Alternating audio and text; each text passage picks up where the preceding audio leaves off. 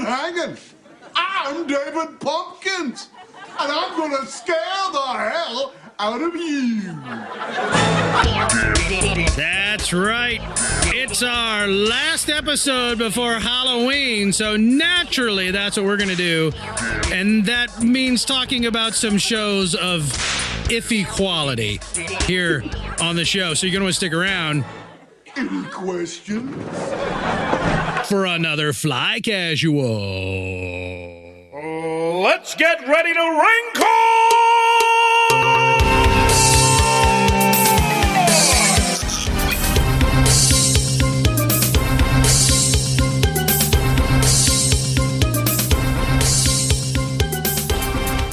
Why did you go all in on David Pumpkins? All in. David 73 of 100 Pumpkins. floors. David S. Pumpkins.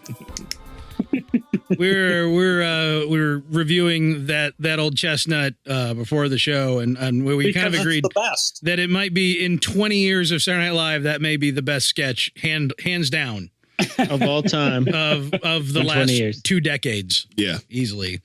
That's one that every time I watch it, I still end up like audibly giggling. Like there's a physical response every single time. My daughter, on the other hand, is who is, you know, as discussed previously, can now recognize Tom. I don't know, my kids don't recognize like actors that often, but Tom Hanks is the one now that she recognizes because of his voice. She always knows he's Woody. Like we're watching Family Ties, and she's watching it, and she's not laughing. Her face is like curled up in horror. Where we're watching a David S. Pumpkins on the YouTube, and I'm like, "What's wrong?" And she's like, "He's creepy." Like she was like legitimately concerned about the face that Tom Hanks was making like that whole time. And I'm just sitting there giggling. I'm like, "Well, we came down on opposite sides of this fence, but you know, all right, that works." Can't win them all. David S. They made a Funko Pop of David S. Pumpkins. Yes, they did. I never got They one. needed to. Officially the best SNL character ever, right there. Yeah, they probably have done quite a few. They probably got like the Wayne's World and the Coneheads and all that stuff. Yeah, right? they have the Wayne's World, I think. I don't know about Actually, the Coneheads. That'd be a good one. An ad for the Coneheads flashed up on like Roku. It's on the Roku channel right now or something. What? Yeah, so we Weird. just started up the TV and there was like this banner ad for Coneheads right there. My daughter goes, "What's Coneheads?" And I'm like, we might be able to watch that. I was trying to Must think of consume mass quantities. yeah, I was like, it's about a bunch of aliens that come and live here, and you know what? Explaining it won't tell you what it really is because it's not what it sounds like. Has Chris Farley in it. You got Tim Meadows in there. Tim Meadows. Mm-hmm. Of course, Good movie. Dan Aykroyd and the Jane Curtain.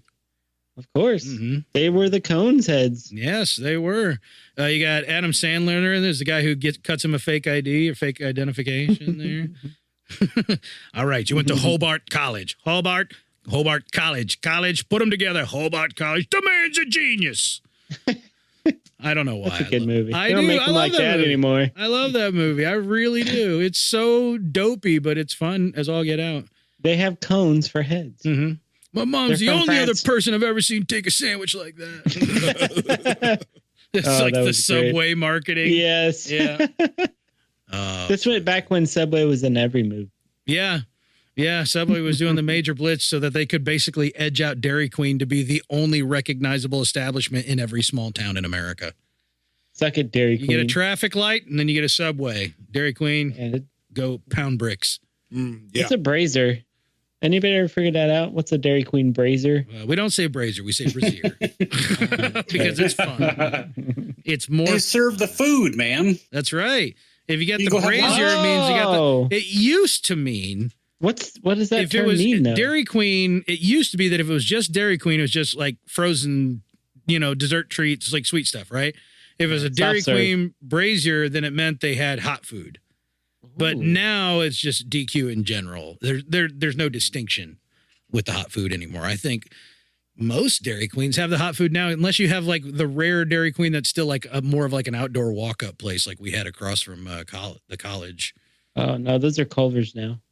Or not So Culver's. according to Ritters. Wikipedia, brazier means A container of hot coals, generally taking the form of an upright, standing, or hanging metal bowl. Okay, or box. Mike, we know. There you go. We've all gone through the source files of Skyrim. Okay, we know. It's spelled different. No, it's not. Yeah, Brazier. Yeah, that's what it is. The hot coals for the hot food. Hot coals. Mhm. All right. Get your hot coals. Mm-hmm. No. Ladies and gentlemen, welcome back to another episode of Fly Casual. Tonight is our second edition of the old reach around. Meaning Back by popular demand. by us. Kind of. I don't know if anybody else asking for this. No, but we like to make each other We're gonna do do things that we don't want to do. That's right. That is right. We have fun torturing each other.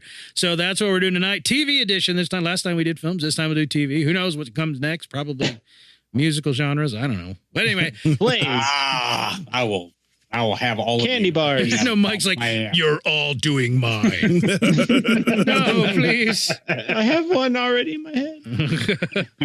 Yeah, but we got a lot to cover tonight. So I don't want to dink around any more than necessary, which means that Stop it's dinking, bro. time for the Dink and Docket. Woo! Ding and docket. Ding, ding, ding, ding, ding, ding, ding, docket. Docket. time to dock size. Dink that docket, bro. Dink, dink, dink it good. Do you Dink even it right dock in the it? docket. You got to dock the dink. Yep. Dock Never the dink. forget to And dock Garrick's the dink. Whoa. Oh, Hey. yeah. That- I'll be You far. just threw it up there. Dinking and that spiked it docket down. Hey. later. Hey. I need an adult. Good luck. Mike, Eric's what are you dockerizing? Oh, Mike goes first. Eric's mom. What? Oh, man. No. Just Okay. now. Come on. That's Okay, okay, yeah. Come on. I mean, the podcast would be the same every week if Every that's... week. And That's all right. of You're us right. would say the same thing. You're right. Except Garrick, I think. Aw. All right. So I'm morbidly curious about this El Camino movie. Yes. Oh. Thank you for bringing that up. That was going to be mine. Damn it. Oh, We were going to watch it last week, but my wife, last Saturday night, my wife pulled an audible at the last minute and made me watch something else. no, yeah. Yeah, we're planning to watch it tomorrow night. So don't spoil anything. Well, you see, I'm not going to everybody spoil dies. anything. What I've heard anyway is that it's a good movie, I've seen it. but that it really doesn't add anything to the overall. I've story. heard that what I've kind of seen just on the headlines is that it is a decent epilogue for Jesse. That's Right. what I said. Yep. I think said maybe I think I saw a You dude cribbed me. called Pikachu Euros 17. You cribbed me, man. You cribbed my notes. Oh, Yeah. I'm so sorry. That was going to be my So docket, sorry. and we should really discuss these before we do ours. I don't think there's any reason why a docket can't be shared. There can be why not? shared dockering. I did see it, and it is. You did see it? Yes, I watched Okay. the whole thing in its entirety. I even fast forwarded through the credits to see if there's any after credits. There are not. Nick There are Fury no after shows up. credits. I'm putting together a team of drug manufacturers. So yeah, like, But it's worth the watch, right? It's definitely worth the watch. And like, I didn't put this together until after I read some articles, but it is like kind of like an Old West film in some respects. Like there's one part specifically that I think that's where a lot of people are thinking it's an Old West type film, but I'm not going to spoil it. It's very good. There's a lot of things that can take you out of the moment. No, yeah. Because there's some flashback scenes where they Everybody looks brought old. back. Yeah, everybody looks a bit different. Yeah. So you kind of are drawn out of the moment there. But yeah, the story is great. It's written and directed by Vince Gilligan, I believe. Yep. Really? So Oh, yeah. You know I was it's just looking that legit. up. The It's dude the what ran the show. Yeah, the dude what created Baby. and wrote the show. It's a great cap off to Jesse's story, because if anybody's seen Breaking Bad, you know Jesse at the end kind of he escaped, but that was kind of it. That's all you knew what happened. Drives off screaming and hitting the steering wheel. Yeah, exactly. And this Yeah. is a great cap off to the series, I think.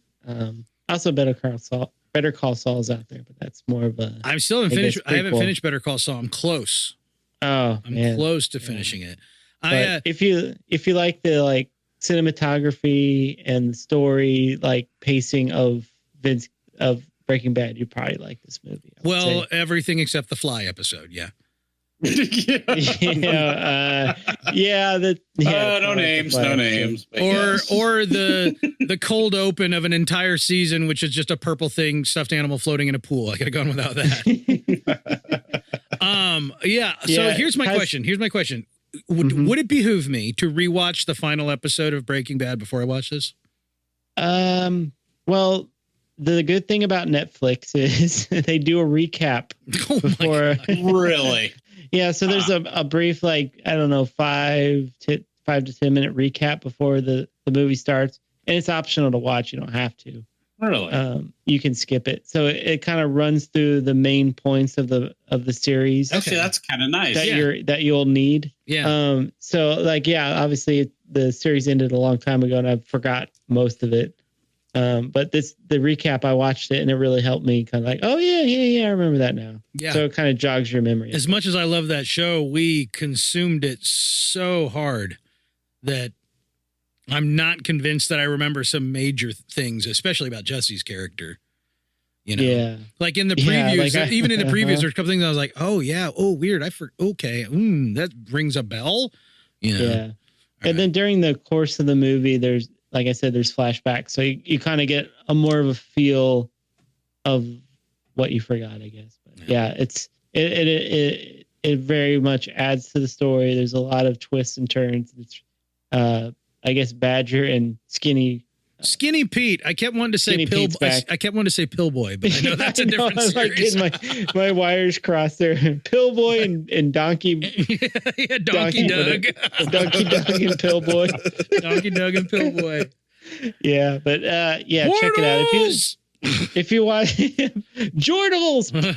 If you like Breaking Bad, you kind of need to see this. Dude, Badger is probably my favorite character in the history of television. Every time he was on screen in that series, I'm like, yeah, I would cheer. That guy has just got the look that I don't know. He was on Community a couple times, I believe, as well. Oh, really? I think so. I think I got that right. But yeah, my favorite line in the entire series, in the entire original series, is, "You really know your shit." Love that line. The way he delivers it in his raspy voice, it's great. Yeah, they're not in it very much, but their parts are great. Awesome. Does Skinny Pete ever use the word church? Yes. Okay. Thank you. Yes, they do. Excellent. Absolutely. I don't know. Well, actually, I don't know if it's Skinny Pete or Badger, but one of them. Oh man, it was Skinny Pete the first time around. Would say it all the time. So I'm hoping. Yeah, I remember they did say that, and I thought that was great. Nice. Should I go next, or you, Howie? What do you want? I'll go next. Oh, shucks. You can go. So, the thing that I've been watching the most of is one of the things that we're going to be talking about later in the podcast. So I'm not going to talk about that. I will talk about the Audible that my wife called last Saturday night. Madden? No. She decided that she wanted me to watch A Star Is Born. Which of the 30 versions of A Star Is Born, you may ask? The one with the Lady Gaga and the Bradley Cooper. All right. So I like Bradley Cooper. Yeah. Oh, I love Bradley Cooper. And mind you, didn't he directed pretty hot. This. He directed it. Yeah. He's a good looking dude. A lot of guys would flip for Bradley Cooper, let's be honest. He's a good looking man. I got a man crush. I've seen Limitless. Oh boy. I haven't seen the Limitless. He directed and the screenplay. Yes, that's right. And starred in as well. Silver Linings Playbook. Come on. I know, right? With the crazy eyes in that. What was up? How did he do that? The whole time, his face just, like that movie. I liked him before, and I saw that movie, and I went, oh, this guy's serious. He's got the, as they say in the biz, the chops. Yeah. He's got the chops. He's got the chops. Of the acting. He's got spunk. Yeah. He's got spunk, kid. Yeah, he's got moxie. You got what it takes, kid. Yeah. You could be in pictures. Yeah. How'd you like to see your name in lights? I don't know. I don't know where else to go with this. But we watched Star Is Born. The movie that is famous for making everybody very uncomfortable when the Lady Gaga and Bradley Cooper performed the best original song for the Oscars, and then everybody broke up with everybody after that. Yeah, right. Oh, that's sad. Yeah, there was a little bit of Brad Pitt and Angelina Jolie, Mr. and Mrs. Smith going on there. Aw. Yeah. Aw. Deep cut. Aw. Yeah. Jennifer Aniston's America's sweetheart, unless you look Is she? closely. Who's American? Wait, I've heard a lot of people are America's sweetheart. Yeah. Well, who currently holds that rank? Well, Twitter exists, Emily so no Blunt. one. Oh, well, Emily Blunt's definitely the Disney sweetheart. Yeah. Jennifer Garner. Is Emily Blunt even American?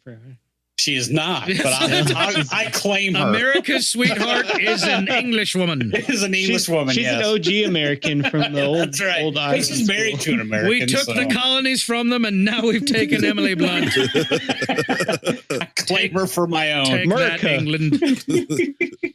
She is. She is. We were all British at one time. Yeah, that's right. Wait. This is true. Okay.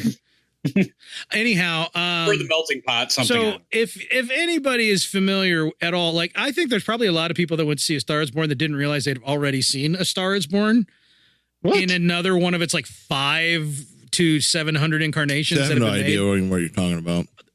A Star Is Born has been made 4 or 5 times. I don't even know what you're talking about. It's a movie. That you don't know I this don't even movie know what has you're been talking about. that remade. song. It's been All like right, so right now you need to like pull up A Star Is Born and play the song. You'll know the song as soon as you hear it. Yeah, the song got really popular. But anyway, Billboard top 1. it's a story that's been around since movies first existed, and it's been remade several times. But in this case, they made, every time it's made, it's a new modern take, right? Bradley Cooper was freaking amazing, and Lady Gaga was almost as amazing. But about 15 minutes into the movie, I realized that Bradley Cooper's character, he's like a country rock star. Okay. Classic. Yeah. His character, he has a limo driver, his own Happy, if you will. Mm-hmm. And his Happy is played by none other than Greg.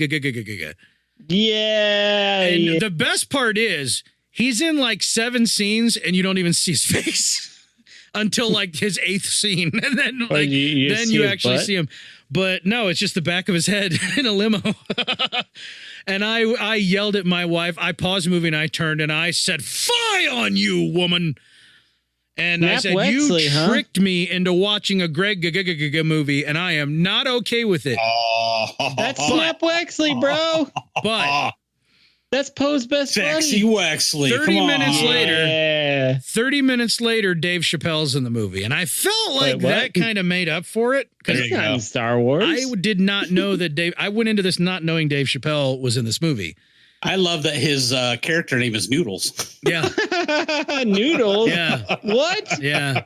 And he's great. He was perfect for the role. I mean, there was nothing comedic about it. It was a straight, just, his character was, I think he was a guitarist living in Memphis or something, or Nashville or wherever the heck they were, Tennessee. And he was perfect. Like he hit it exactly.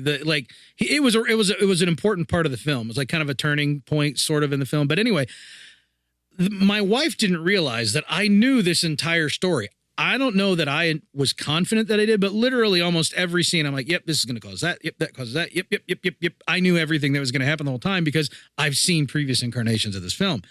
That didn't take away from it at all. This is a very, very good film. It's a tried and true story. It's nothing new except for the fact that these two powerhouses of talent are amazing in it. And yeah, I mean, I've always had respect for Lady Gaga, even though like I don't like a ton of her early music. I know how skilled she is.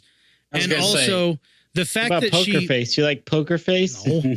No, but like the fact that she manufactured this persona to inject herself into an industry that might not have otherwise accepted her.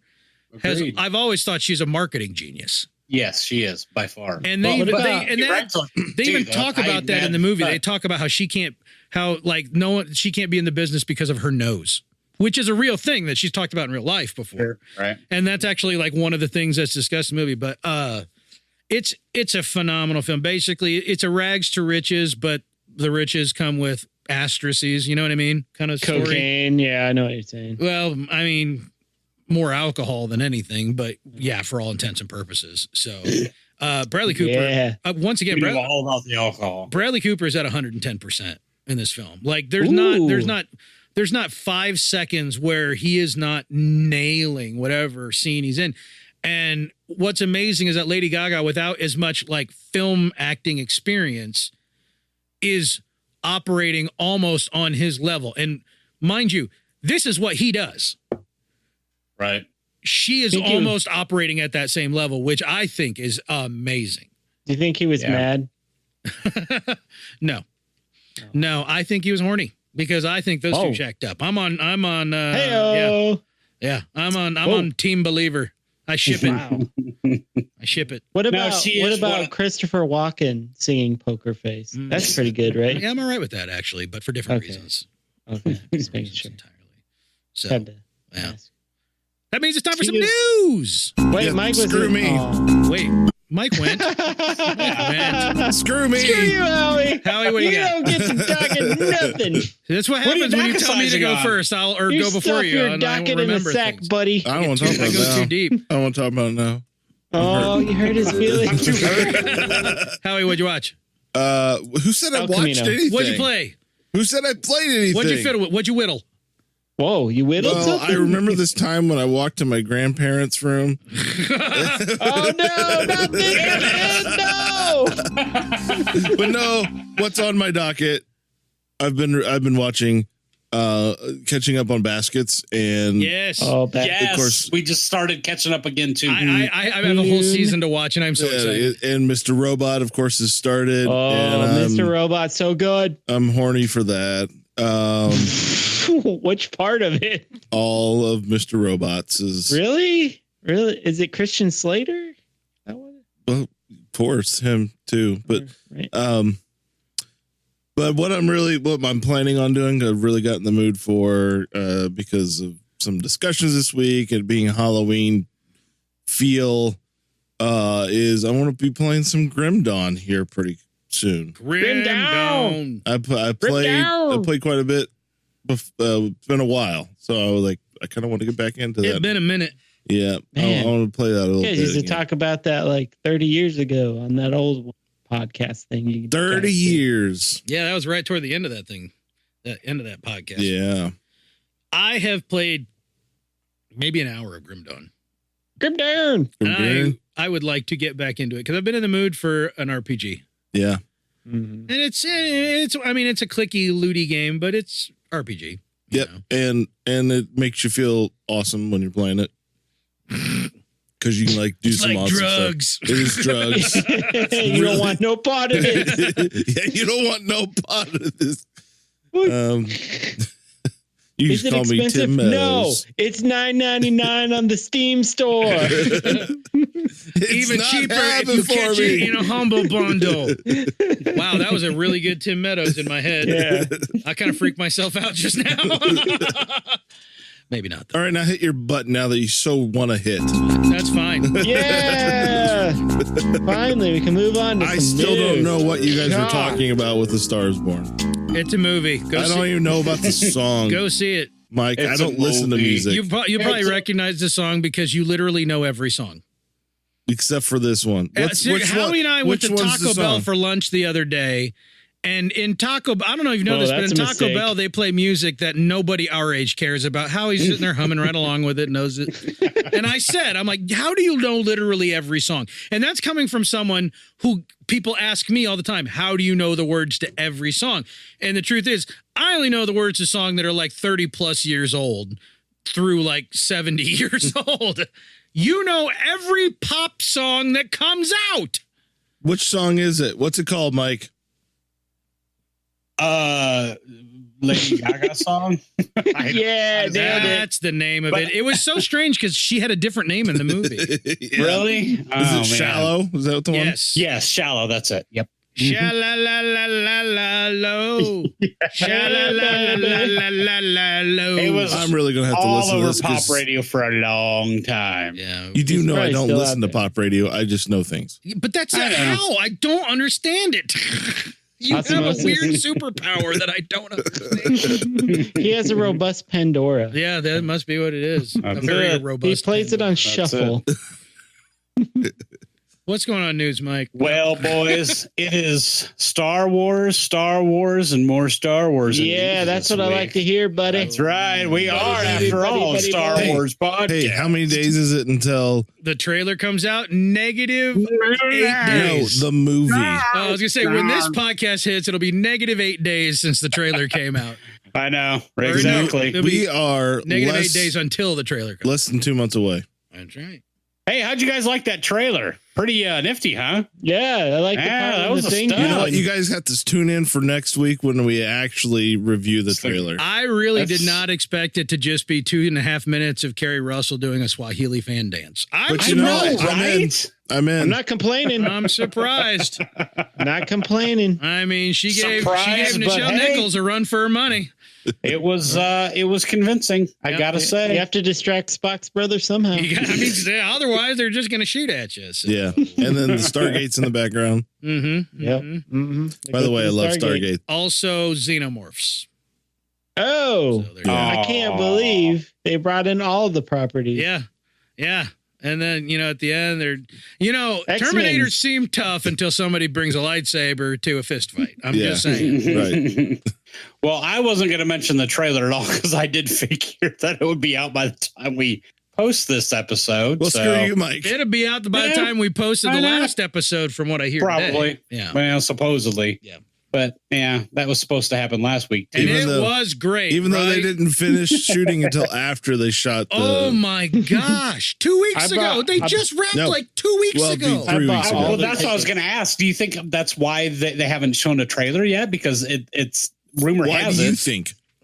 That's typical. I Because don't I know. don't think that's the case at all. I think they would no. totally They showed a show a Rogue- trailer and then none of it is in the movie. Yeah, look at Rogue One. It's been Yeah, done. Rogue One. None of that trailer was in the movie. Yep. Right.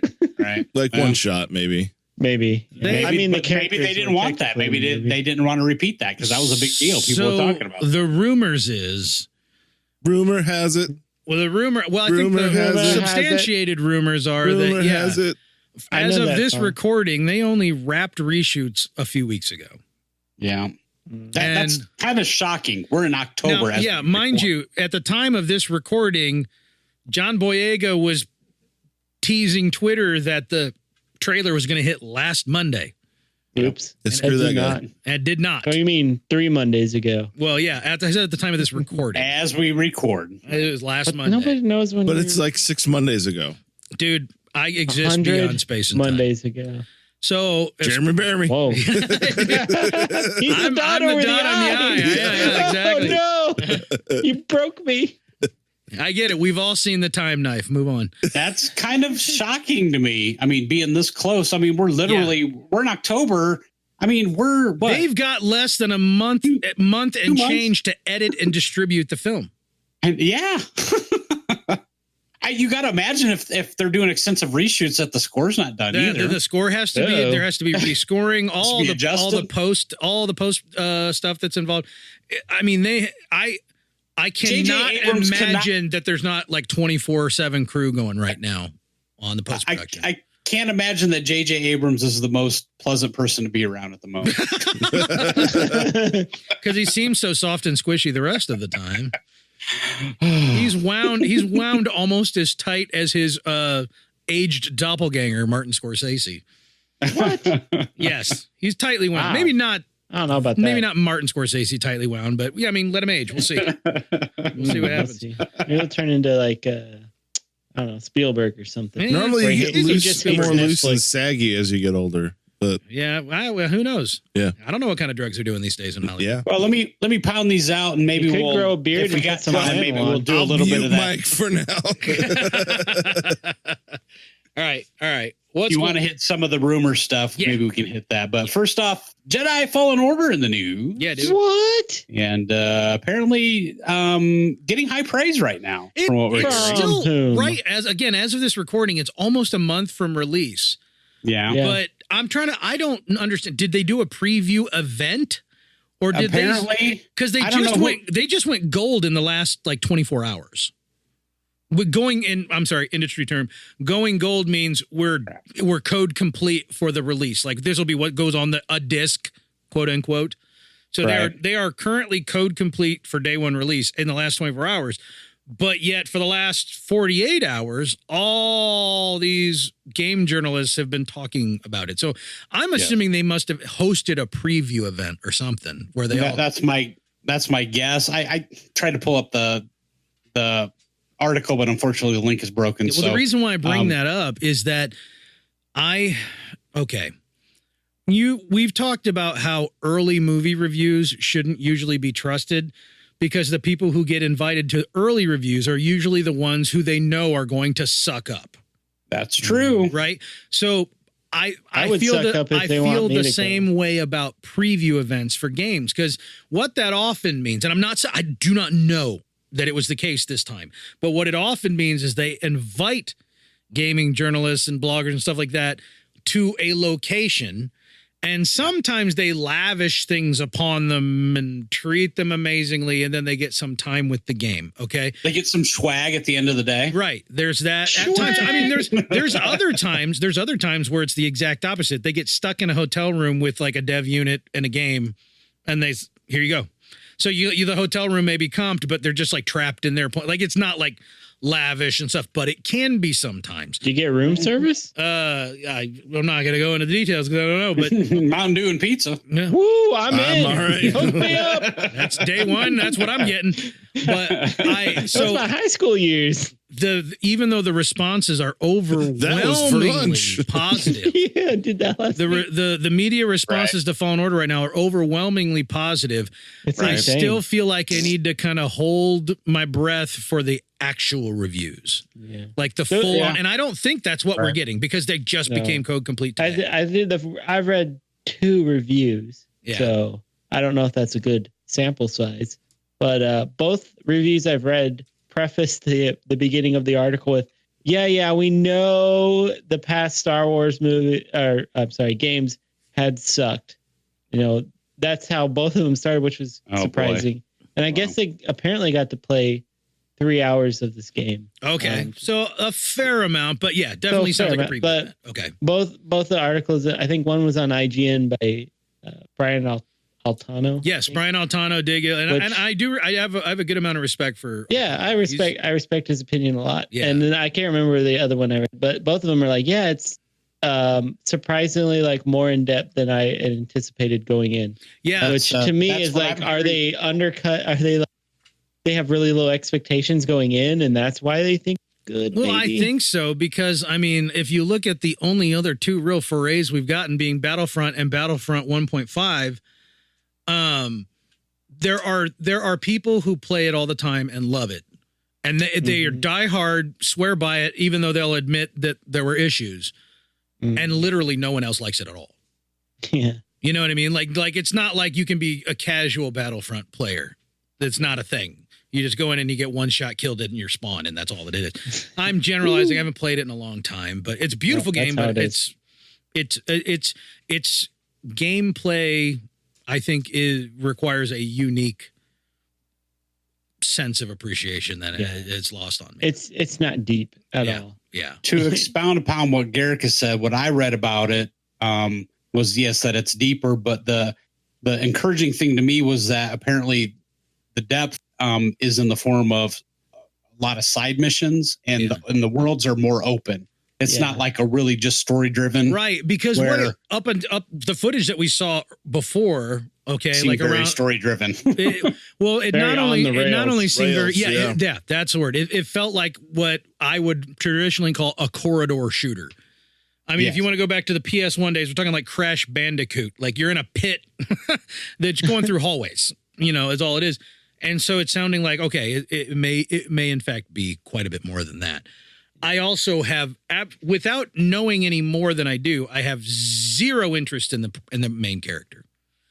The last thing you could interest me is another young kid who becomes a Jedi. Yeah.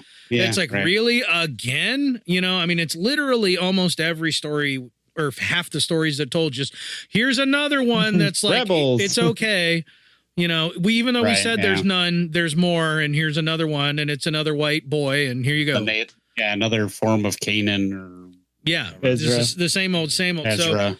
So hopefully the hooks will get set there, but I am at least encouraged by, from what we're hearing gameplay wise, it's more than what we've seen. Yeah, they're saying it plays like a Dark Souls light, which is good because Dark Souls is incredibly difficult. Yeah. And if it's light, maybe it's a little bit less difficult, but it's more of a strategy fighter than a mash buttons fighter, I guess. Okay. Which is interesting because I'm more of a mash buttons fighter. You are. You definitely. I don't know if how I'll adapt to this personally. Probably not well. Hopefully not much Probably more not strategy. well. Hopefully not much more strategy than God of War, because that's about as much strategy as I can handle in my combat, which isn't a lot, but a lot for me. They mentioned some planets. Like the one I was more excited about was you actually get to go to Dathomir, which is incredibly interesting to me. Mm-hmm. Yeah, that's cool. So yeah, having some recognizable planets in there rather than just making up all new stuff, but also, you know, I swear if you take me to Tatooine and Coruscant and Kashyyyk, I know you go to Kashyyyk in this game, but I mean, like, if you just hit those, what have you done for me lately? So could have been Jakku. Count your blessings. I get you. You have an excellent could point. Be, you don't know. You have an excellent point. Daisy Ridley in the news this week, boy. Daisy I Ridley. I like Daisy Ridley. I'm a fan of the D-Rids. I am a fan of the Daisy Ridley as well. She commenting, though, on a highly controversial subject. Whoa. That being the Reylo arc of the sequel trilogy. Mm-hmm. And for those who don't know what I'm talking about when I say Reylo, I'm more of a Rolo guy. Rose and Kylo. Rolo. Oh, okay. Just because I like you just like the Rolo. I just like the candy. Yes. I'm more of a. I like the chocolate covered caramel stuff. It's delicious. I'm more of a snow oak kind of guy. I like the idea of his top half getting it on with his bottom half. Could happen. It could happen. You're right. Mm-hmm. Mm-hmm. All right. So Daisy Ridley commenting, according to Cinnamon Buns. Cinnamon buns. Yes. I had to actually wipe the dust off that button. Oh, yeah. That the Rise of Skywalker will address the Reylo issue. And again, for those who don't know what Reylo is referring to the relationship between Kylo Ren and Rey. Hot. I think there is a faction, a portion of the fandom that hopes perhaps that Kylo and Rey will have a romantic relationship of sorts. They have a bunch of rabies. Wait a minute. Why do they call it Reylo? Why don't they call it like Ben? Low Ray. Oh wait, no. It's like Ben. No wait, no. Ren. Ray-Ban. Damn it. Ray-Ban. It doesn't work if you use his real name. Yeah. Ben Ray. Yeah, Ben. Newt Ben Ray. Actually, this Reylo thing is actually pretty layered. There's different layers to this thing. Sure. One of them being that he's standing there in front of her, glistening with his chest proudly showing and his his pectoral muscles dancing up and down independent of one another. I might have added that in my head. Actually, the whole Reylo thing kind of bugs me as far as the movie goes, because there's a faction outside of the movie that. Do you guys know what shipping is? Yes. I do. I just used that term. I live there. I shipped a lot of things. I shipped Bradley Cooper and Lady Gaga. There you I'll go. ship anything if I try hard enough. Yeah. So there's a faction of the fandom that like gets online and fantasizes about shipping these two characters. You reading my blog again? I'm Mike's been digging completely through my not hope interested chest. in those people. Now, their legitimate question of are these two characters having a relationship of sorts on screen? Yeah, they still are. feels weird to Through me. the Force. I honestly, I hope there's not a romantic relationship there because I think that kind of cheapens everything. They're gonna force do it. Wait. Oh yeah. I think it's dumb. They're gonna make another Vader baby, or no? To me, it's too predictable. It and may be stupid. dumb, but it's on Ryan Johnson's head for giving us that Ben Swallow scene. I know. Where he's I know. literally glistening Yeah, he is. in all of his manly rippling. They greased him up a bit, I think. Well, according to Daisy Ridley, she says that JJ definitely addresses it in the movie. Oh, good. It'll We're going to literally get an be, answer. it'd be like, hey, do you think the Supreme Leader's kind of hot? What? Ew, no, gross. Moving right along. There we go. That's our JJ depth of the moment. Yeah. Let's have our first sex scene in a Star Wars movie. That's what it ought to be. Awesome. I'm Anything. glad they saved it till You think we're episode going to force 9. baby out of this? Yeah. Yeah. Yeah. It's the end of the scene or the end of the movie. It's like 2001, except instead of going inside the monolith, he goes right up the womb. Oh, no. And there's a baby right there. And Kylo goes, my God, it's full of stars. You know, Oh, my God. There's monkeys beating things with bone. all up in there. But All it's up in. Kwaki and monkey lizards. Yeah. So for those interested in the Kylo and Rey relationship, you will be getting a direct answer to that Woohoo! question in the movie. Or indirect. There you go. But an Who answer. else would you ship Ray No, with, she says honestly? it will Finn, be maybe? directly answered. You know what I think would be hilarious if all of these answers just come in the opening crawl just to get it the hell out of the way. you know, know opening they crawl. this too Ray by and Ray. brother and sister. Yeah, so Ray and that can end Kylo. real fast. Exactly. Ray and Kylo got it on. Yeah, Ray and Kylo found out they are cousins. You know, And got it on is all in capital they are letters. third cousins, so it's still heavily frowned upon. Well, and this is actually going to loop back around because they got it on. They had a baby, named it Anakin, and then they start with A New Hope. Oh, What the hizzle? wow. I like this Wow. theory. I like it a lot, actually. I like parts of it, but my brain's having trouble rectifying it. It's all happened before. It all happened again. Flow Exactly. walking. They flow walk to the past, and Whoa. There you go. So she flow waxed to the past, and while she's back there, she has flow. Is that the past? It's a no, when the floor baby wax, was being but born, the baby flow walked to the past. No, she she flow flow walks the walks, past, and she takes the gives name birth. Shmi. Oh! Yep. Oh, Yep. she gets stuck in the past. Yep. Yep. Oh no. Yep. And So that's the thing. Shmi is Who was Rey. the father? She says there was no father, and it's true because he doesn't exist yet. It's Yeah. true. No, it's Kylo. Kylo's his own grandfather. Yes. Oh, crap. His own great grandfather. His own great grandfather. I love this. I am so confused. This is the best story ever. Yes. JJ, do If it. we turn Star Wars into a loop, then no one can make any more movies to mess it up anymore. It's like that's what it is now. Oh, Yeah. Oh God. Wow. Got like a Futurama thing kinda going on Yeah. here. That's right. Yeah. You're your own grandfather, you don't. You idiot. That would be the shizzle. I gotta admit. Good news, Okay, so- everyone. Disney Do it, also JJ, in the you news coward. this week. You bastard. Bastard. You bastard. You do You better this. make this happen. You've got like 4 weeks. Get it done. Reshoot the movie. Rewrites. I'll wait till next year for this. That's right. Yeah, if we get, I'll gladly wait another year if that's what we get. All right, Disney in the news this week also. Again? Yeah, Disney. They're all The up on company. Twitter's now with that Disney Plus thing. they're Oh coming my out Lord, with. what a spam account. Down. Disney is pooping all over Twitter with, hey, guess what else is going to be? Guess what else is going to be on Disney Plus? The computer wore tennis shoes. The Fuzz Bucket. Well, Disney. The Disney Shaggy seen- Dog. The Boogity Man. Disney is actually getting a little bit of criticism this week because Not Disney. they have just announced that Not they my will sweet, sweet, pure Disney. that they are going to be making a concerted effort to push Star Appease Wars the glorious leader.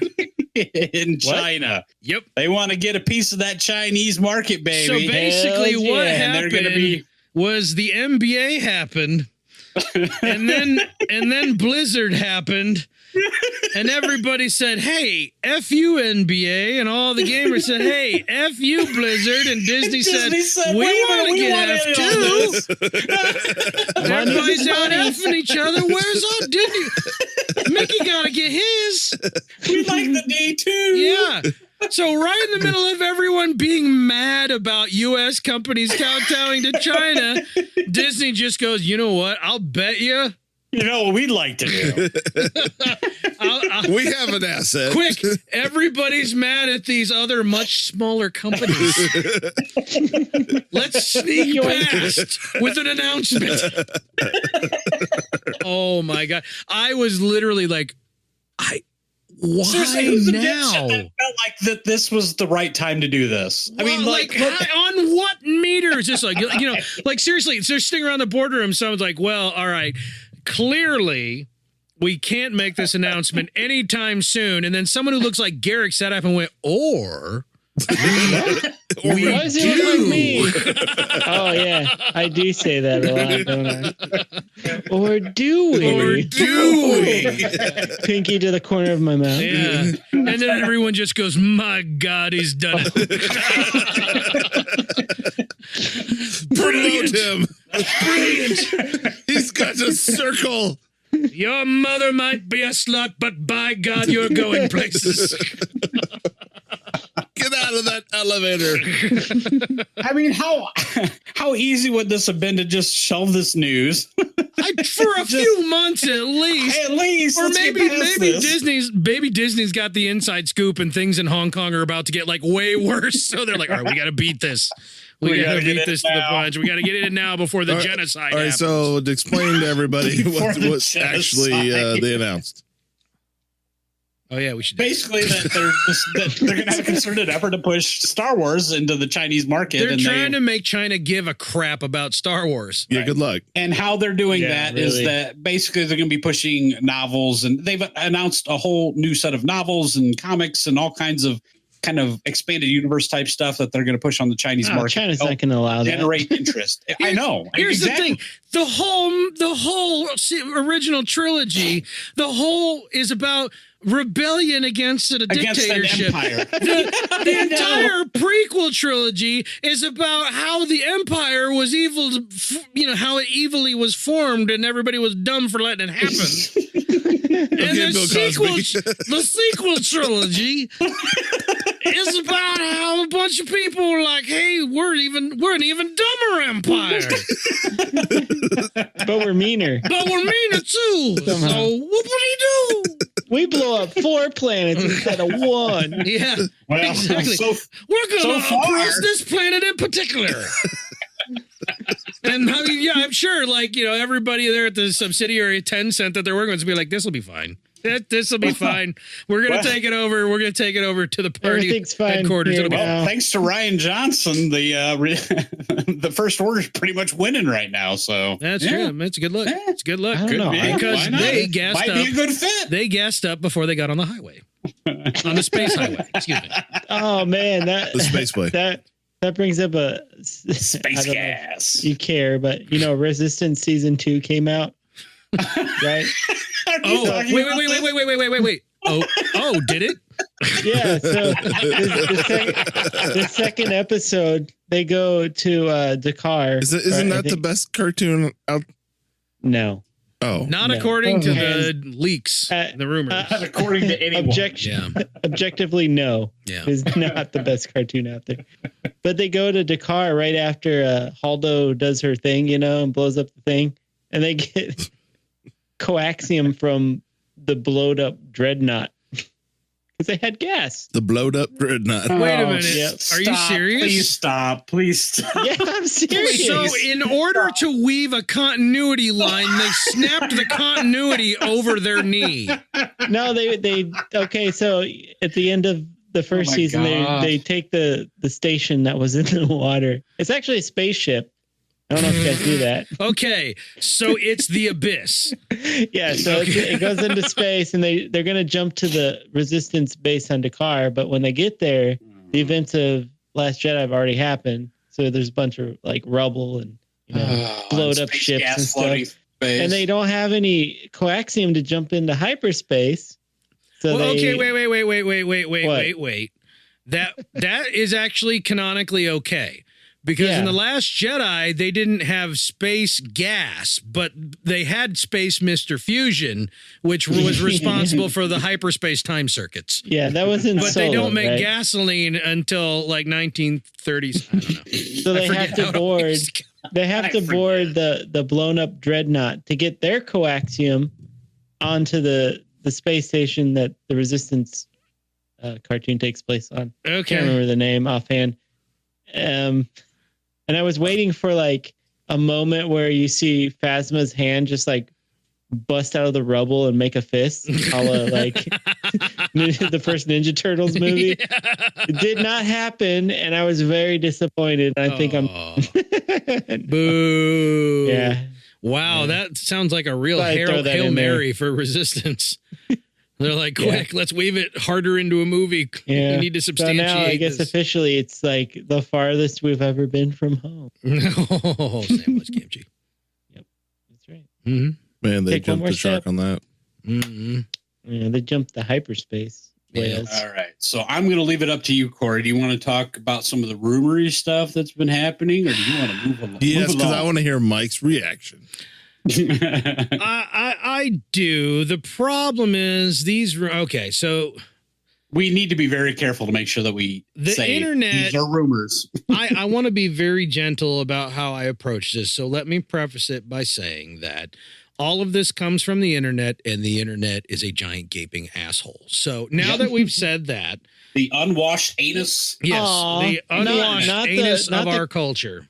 Not the cat gifts. The unwashed bleeding anus. So there's obviously a political divide amongst a very small minority of Star Wars fans Cats and online that dogs, are I know. overblown and overrepresented by other Star Wars fans to manufacture a giant fake toxic issue that isn't real.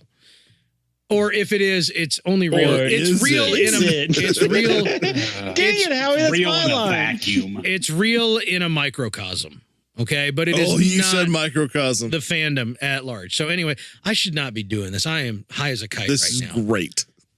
On Keep going. legal Microcosm. prescription medication as a Ooh, result of a Ooh, that surgery. means, You that means should you're going totally to say be- offensive things. You Go. should totally be talking like Bill Cosby right now. Okay, so because then you start making jokes about things you're not supposed to make jokes about. Oh man, those are the best. I know. Anyhow, so what's going on is that there's these supposed leaks coming out of Lucasfilm and Disney about kind of how everything Disney Star Wars has happened so far. And there's names attached to some of the decisions that have been less popular. There are certain things about what certain people intended to do with the franchise that are political in nature rather than, I don't know, entertainment based. Okay, now we should probably preface all this by saying this is all coming on the heels of Bob Iger's book. The Bob Iger's book came The out Bob Iger. and Bob said, Iger. and Bob Iger said, "Hey, we pissed off George Lucas because we actually paid him. We actually bought his story treatment for the sequel trilogy, and then we wiped our ass cracks with it." Basically led him to believe that we would Oh, not use my it, Georgie and then boy. summarily. Yeah, I mean, Bob Executed Iger it. says, we never said we were going to use it. I just thought George Lucas was an adult, and I would say that's your first mistake. He has way too much money to be an adult. So, which if I don't know if any of you guys have seen the prequel trilogy, you would know it was not written by someone with the mind of an adult. So enjoyable though it may arguably be or not, it was not written by someone with an adult brain.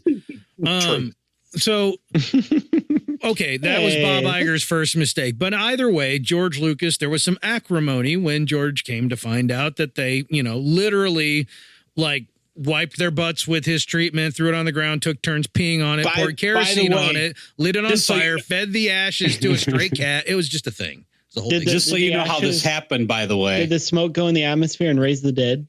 Yes. No, the pieces. The pieces Oh, went. yeah. The pieces went in the air out of the smokestack. How this happened, by the way, is Iger sits down with Lucas, pens the deal. Yeah. And then the next time they meet, he meets with KK and JJ out at the Skywalker Ranch to go over the Force Awakens script. Mm-hmm. And he gets a copy of the script, starts reading it, realizes they did not use his treatment. He was led to believe. So here he is. gets pretty They're, pissed. they're at his house. In his, By the way, the Bobiger was not there yeah, for that meeting. yeah, KK and yeah. Wow. What do you know? KK and JJ are in George Lucas's house, kneeling before Zod, asking for blessing, and it's the first time the Lord George Lucas realized that they didn't like his shit. I mean, that's. I rag on GL all the time because he's got enough money that it's like, okay, right? Once you're so rich, it's fine. I They rag did on George him Lucas all wrong, the time. though. They did him wrong. They did him wrong. Pure and simple. I am straight up Team George right here. Like, I'm not saying minimum. I'm not saying That is not Iger how- should have. That is not how Iger puts it. right. Now we're No, inferring. he admits that. No, he admits this. He does- he- he's a little conciliated. No.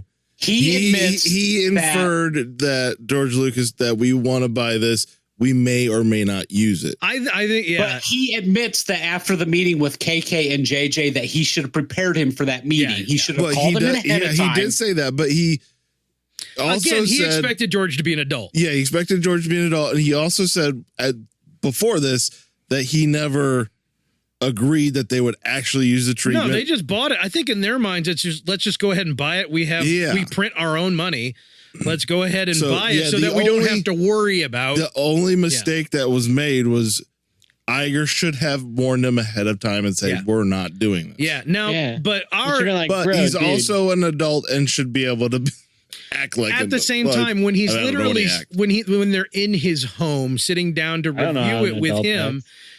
I can see how he would I can see how he would think they're coming to review it with me because they're using my ideas. That's an easy. And I don't know to make. whatever happened. I don't think anything bad happened. No, I mean, I doubt he stood up and flipped the table over and demanded they leave his presence. I don't know. I mean, kicked I read him out of the green pool. I read that section of the book. He said he was pretty pissed.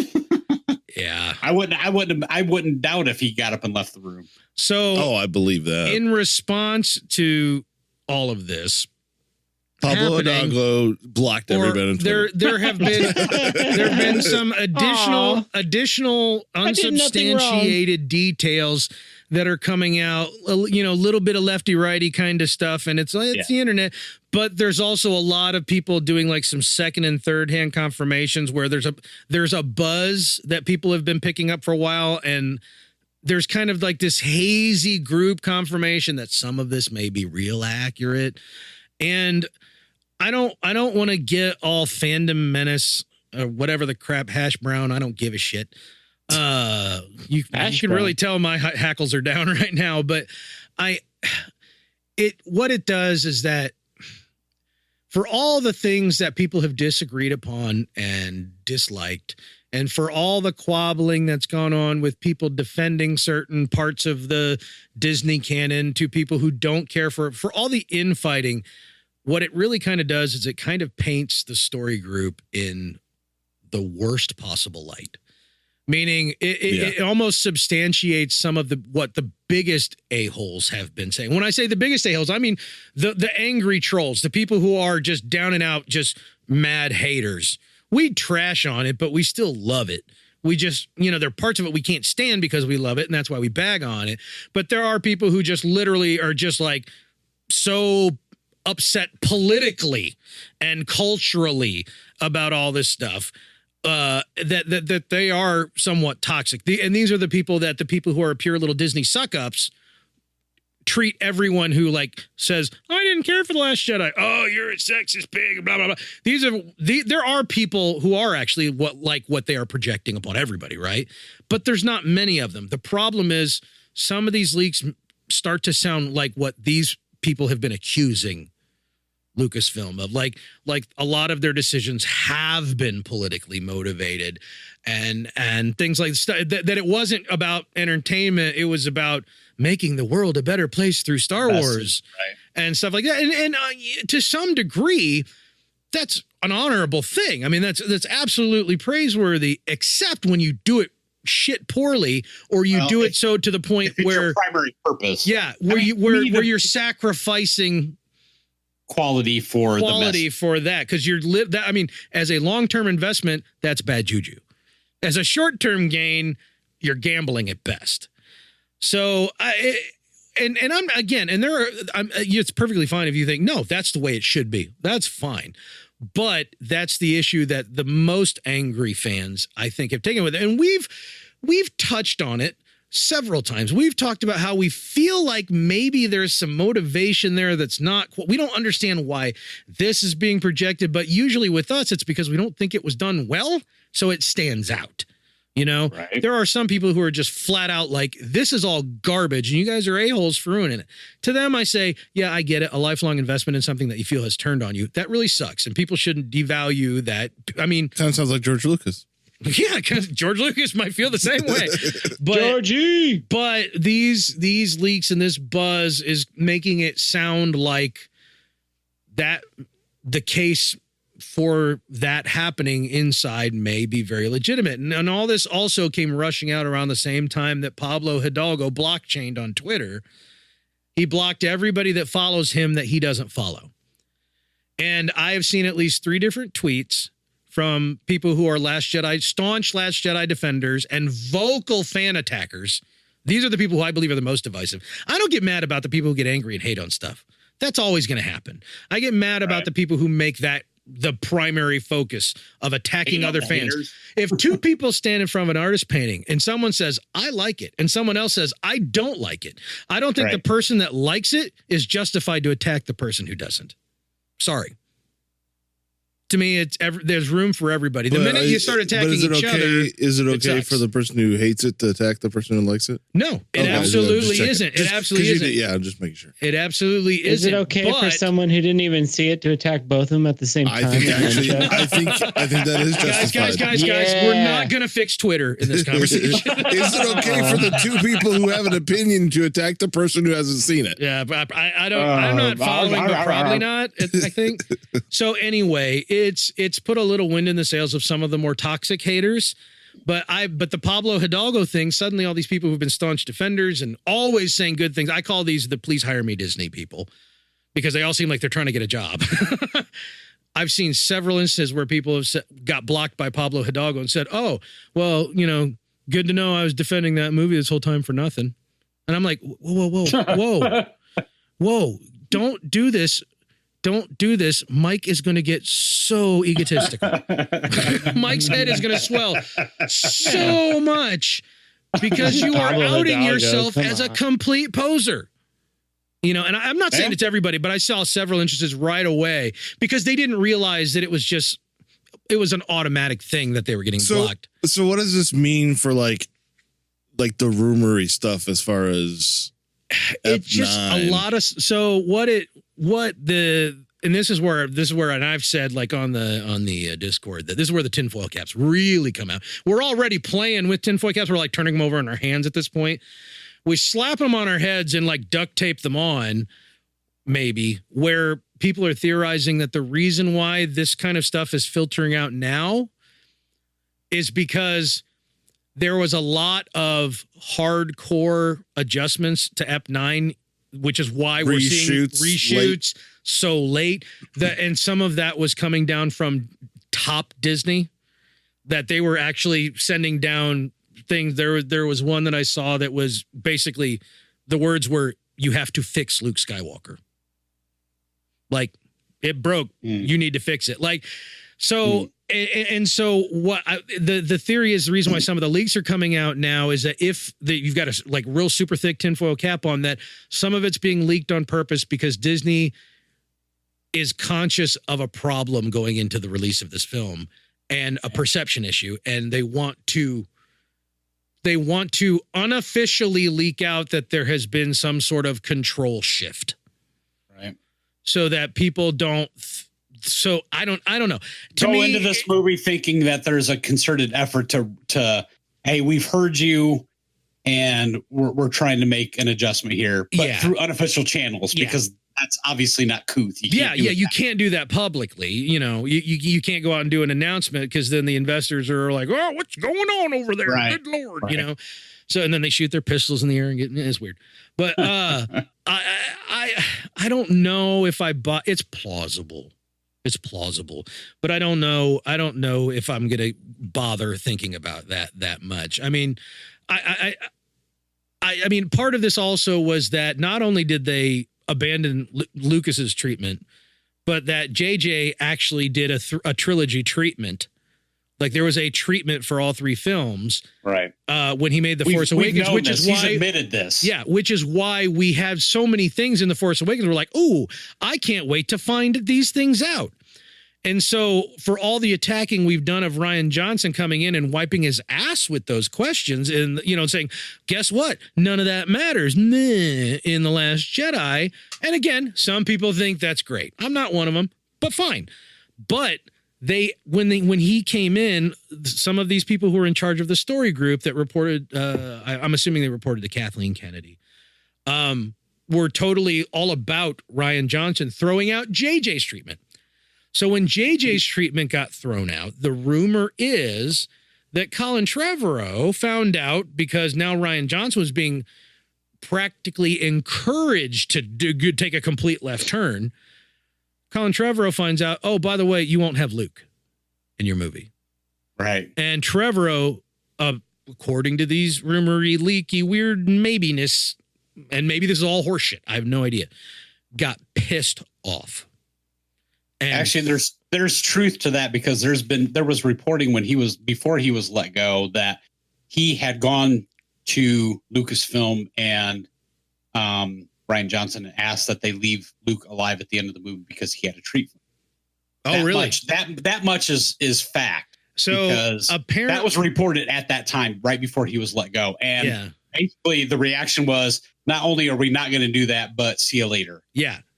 Yeah. So because he was clinging to this idea that Star Wars needed Luke Skywalker, some people adamantly felt it so didn't that F you, they fired him. And and part of me, like, I try to write a narrative in my head where this isn't based on the decisions of complete assholes. And I can't. I have a real hard time finding a way that this all played out where these pieces of these rumors aren't true at all. Where they're like, well, I can see how they might have wanted to do it. And there was probably good faith in that. I really have trouble painting that picture. So that's why I was itching to talk. Normally, this kind of stuff is so miasmatic. It kind of makes certain things fit. And that's like conspiracy theories. That's why they're attractive. They make things make sense in a different way than what you're told. But this is not in a different way what we're told, but not necessarily in a different way than what we were thinking. And that's it. It's what we were thinking, but what we didn't want to really commit to because you don't want things to be that trashy when there is so much potential, so much love, so much interest, so much everything. So, and I mean, you go to Celebration and everyone is happy and there's no fandom menace. Everyone's kumbaya and remembering how much fun it is to just be around each other and everything. And then you hear stuff like this and I don't know. It's bad juju. It's bad juju. And I don't blame anybody who just, Jujubee. It's been a while since we've talked about this kind of stuff. And again, it could all be horse crap. The rumors also say that some of these people that are painted as negative influencers have been defanged and are no longer in positions to have much influence and stuff like that. So, if you are hoping that they've learned some lessons, these would kind of substantiate that some lessons have been learned in all this. So that if you do buy into it, there's a silver lining. So really the whole reason I wanted to bring this up is I want to know, Mike. Yes. Given this, if any of this is true and they bring back Luke Skywalker for any reason, would you be okay with it as we learned our lesson, here's Luke Skywalker back? I mean, no, he cannot be alive in my opinion. Why? What if his body is hibernating in the X-Wing underwater and he was actually just like congealed dust the whole time? Huh? Huh? You can't bring him back from the dead, but you can, through clever writing, I suppose, right the ship in terms of, his story, how he went out, blah, blah, blah. But it's going to be tough. I think it's kind of interesting. You make the assumption that he's dead. What if they pull? I do. And I think he needs to be dead. I'm not going to be cool with it if he's alive. What if they pull? As much as I want him to be alive, don't get me wrong. What if they pull an Iron Man 2 Don Cheadle Rhodey Rhodes and he just like the dust just comes back together and he's standing there and goes, "Look, I'm here. Get used to it." You know what? If I only knew Star Wars based on what I saw at the cinema, maybe that would be okay. I know too much in what's going on in the back end, and I guess that's what would piss me off. And that's one of the dangers of like doing like we do and digging into this stuff is that you really kind of get into the weeds. Yep. About all this. What if they bring Luke Skywalker back and it's a totally different actor? It's Sebastian Stan. Sebastian Stan, yes. He's a clone of Luke Skywalker. There you go. Luke. What if when Rey goes back to have Anakin, baby, she rescues Luke on her way back? Yeah. Yep. And Luke's body is dying, so he transfers his essence into this cantankerous toydarian that owns a junk shop. Luke was Watto the whole time. Oh my God! It makes so much sense don't now. work on me. See, yeah. On a serious note, he's a Jedi. On a serious note, they pull the guy from Preacher that's the descendant from Jesus. He plays Luke. No. Yeah. I don't know that. I don't even want people to know that show exists past the first season. How likely do you guys think it is that JJ is going to do something with the time between time or whatever that we learned in the Rebels series? I have 500%. That's how he brings Luke back. I'm going to tell you, I'm going to say that I think that I'll give you a 50-50 shot that it is referred to but not shown. Like something infers it. Like there's like adjacent language that you'll like only people who are totally in the know. I would have never believed this before. But now you feel like it's like it's the best Hail Mary they got. Well, no, I don't feel like it's the best Hail Mary, but I don't know, just all the things that I'm hearing and the reshoots and everything else, I just feel like it's more and more of a likelihood that they're going to pull all this stuff together and they really try to have they called up Favs? Tie everything together. or flown. Johnny Favs and those guys are. Those guys are out there making The Mandalorian awesome as hell. All 8 episodes. Leave them alone. No, I think they're done. Oh, yeah. The release schedule's out for The Mandalorian. They're already done. Do you know about that? They're already done. Yeah, well, I would hope so. The release schedule is out. They're working on season 2 now. It's going to be weekly. No, they're working on season 3. It's going to be weekly up until the episodes are going to be released weekly starting with the opening of Disney Plus up until the week before Christmas. And I think that episode will air a day or two early, and then the next one will air on the 20th. The last one will air on the 27th. So you get your post-Christmas present is the finale of Mandalorian season 1. Woo! Where they all die. Yeah. Wait, no. Really? Okay. What? Who said that? I mean, it worked once. I mean, every season, everybody dies. Everybody dies. There's a new Mandalorian. But Rey brings him back. Rey comes back. She rescues him. She just pops out of time like Professor Farnsworth. She's got all these people in her arms. Wait, I gotta kill Hitler and rescue the Mandalorian. Pull Boba Fett out of that Sarlacc monster. Yeah. Right. Man, that was a crazy cast of characters at the end of that season, boy. Everybody that died showed up. Two halves of Snoke. Mm-hmm. Just sitting there humping itself. Anyway, what else is He just news? glues it back together. Right? Nothing. That's all I had for news. Dear God, that means it's time for the Porkins Buy of the Week. Yeah. Again. I probably should start recording at some point. Yeah. Oh, no. I will kick you in the ass. Oh, wow. I like that. In the ass. Come on over. Oh, he likes it. Ooh, really? How he likes it. I don't know what's going on down here. But I'm going to get my piece done so I can get the hell out of here. Probably best. I don't know if y'all know this. What? But I know a couple of y'all into the reality TV shows. Oh, yeah. And you may think that that's a fad of the last 20 years or something, but in reality, there was a show back in that went from 1976 to 1980 in England called The Big Time. And it was about a performer who was trying to make it in show business. 4 years running the first reality show of that type. And that performer's name was Sheena Easton. What? Sheena Easton? I don't even know who that is. I don't believe that shit. You don't know who she won Sheena an Easton Emmy is? or a Grammy, not I Emmy, a don't Grammy. care. I don't care about EGOTs. You don't know about Sheena Easton? I don't care about EGOTs. Why are they hating on Sheena Easton? Nah, is she an EGOT? Sheena Easton, bro. Yeah, man. Yeah, bro. Come on, bro. Sheena Easton? She's an EGOT? I don't. Yeah. That's what Garrick said, and you said, yeah, bro. Pretty sure Garrick's lying. No, Garrick I was said asking, and I then you said both she's said, not. yeah, bro. You're assuming that I hear Garrick's voice ever when we're recording this podcast. Yeah. That is a Garrick's false here. assumption on You your know part. Sheena Easton from The Highlander, the series? No. Okay. I'm for it, That's- probably. Sheena Easton in that one episode of Alf? Right? Yes. Right, yeah. Actually, yes. Yes. No. Yeah. That's all I got. Probably. That's all I All got. right. Well, it's time for our feature of the evening at last. And oh man, is this going to be a meaty ep? Because guess what? It's Oh, time boy. for another installment of the old reach around. Come and listen to a story about the things that I like. Every time I see them, it's like riding on a bike. Only catch Bike. being that you gotta watch them too. And if I'm being honest, it's a little bit cruel. It's crude. That is downright butt. torture. Hot garbage. The old reach Garbage. around, featuring Mike, Howie, Mike. Garrick, and What? Irene Ryan as Granny. Wait a minute.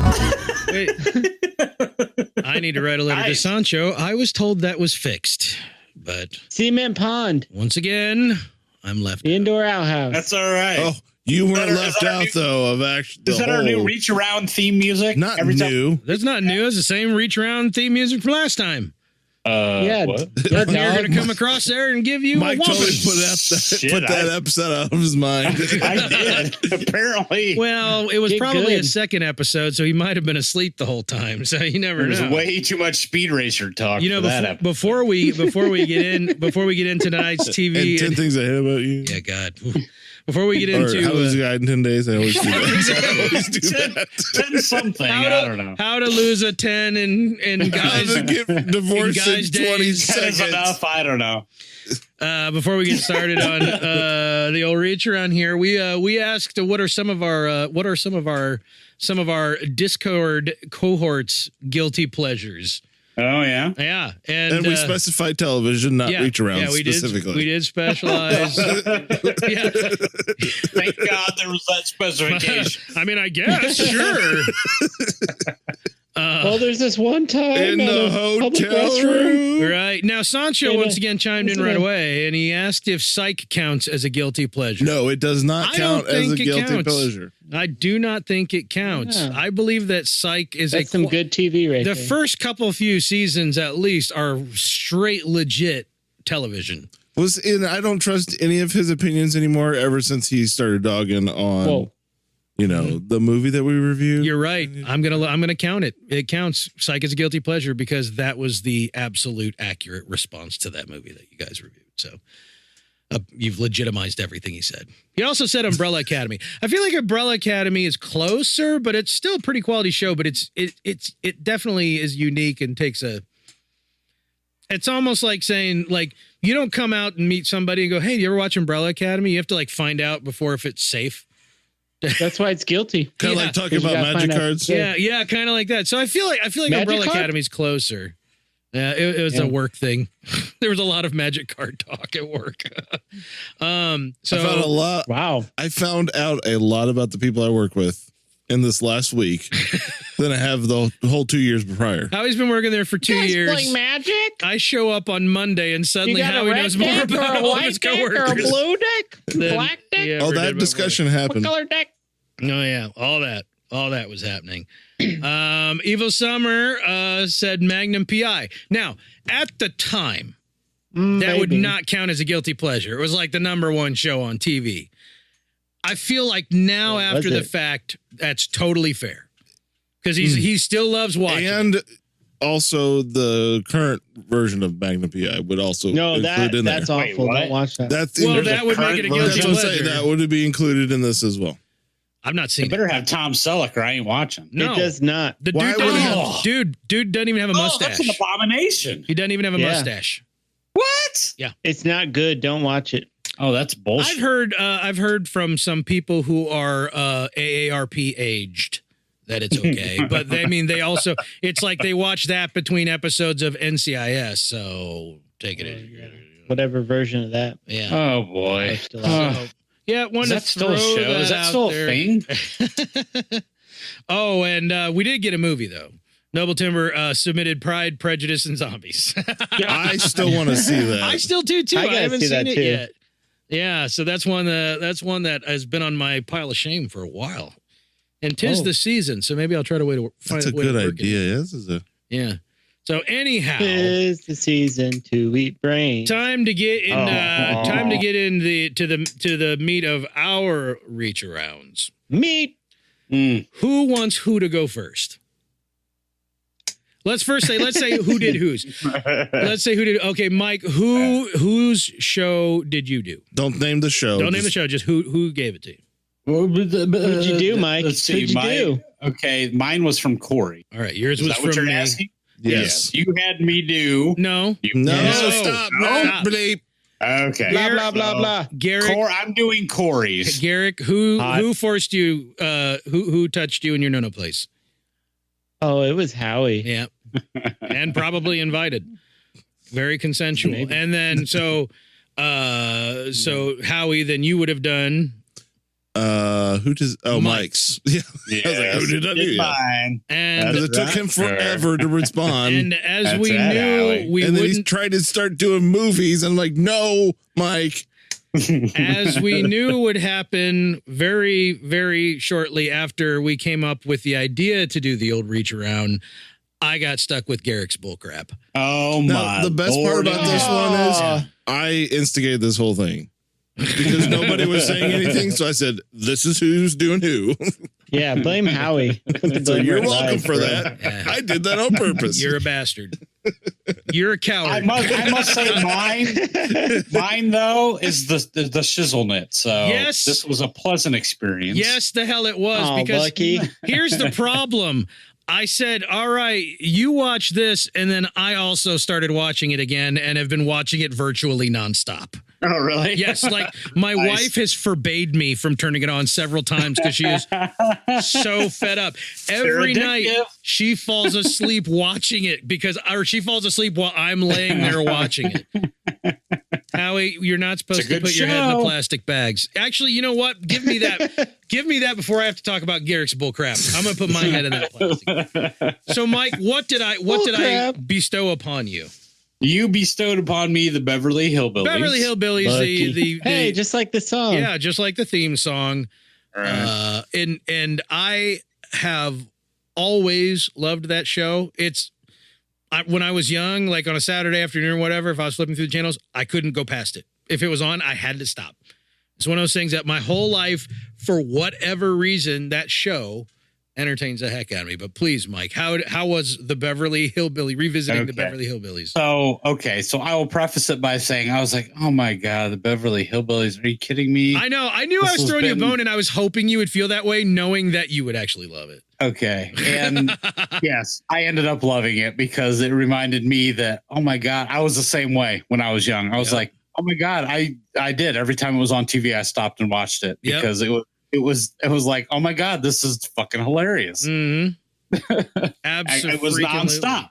So you- And almost from the beginning. So, of course, it's a TV show and there's 9 seasons of this. So I couldn't watch everything. There's 2 seasons on Prime, on 2 Amazon seasons Prime. on Prime, right? And that's where I started. And I was like, well, I'm going to start at the beginning. I'm going to go from the pilot and watch a few episodes. Was that And not crazy? that was insane, man. I have never seen the first season. I don't think any of these episodes. I've never seen the first episode. That first episode Me was either.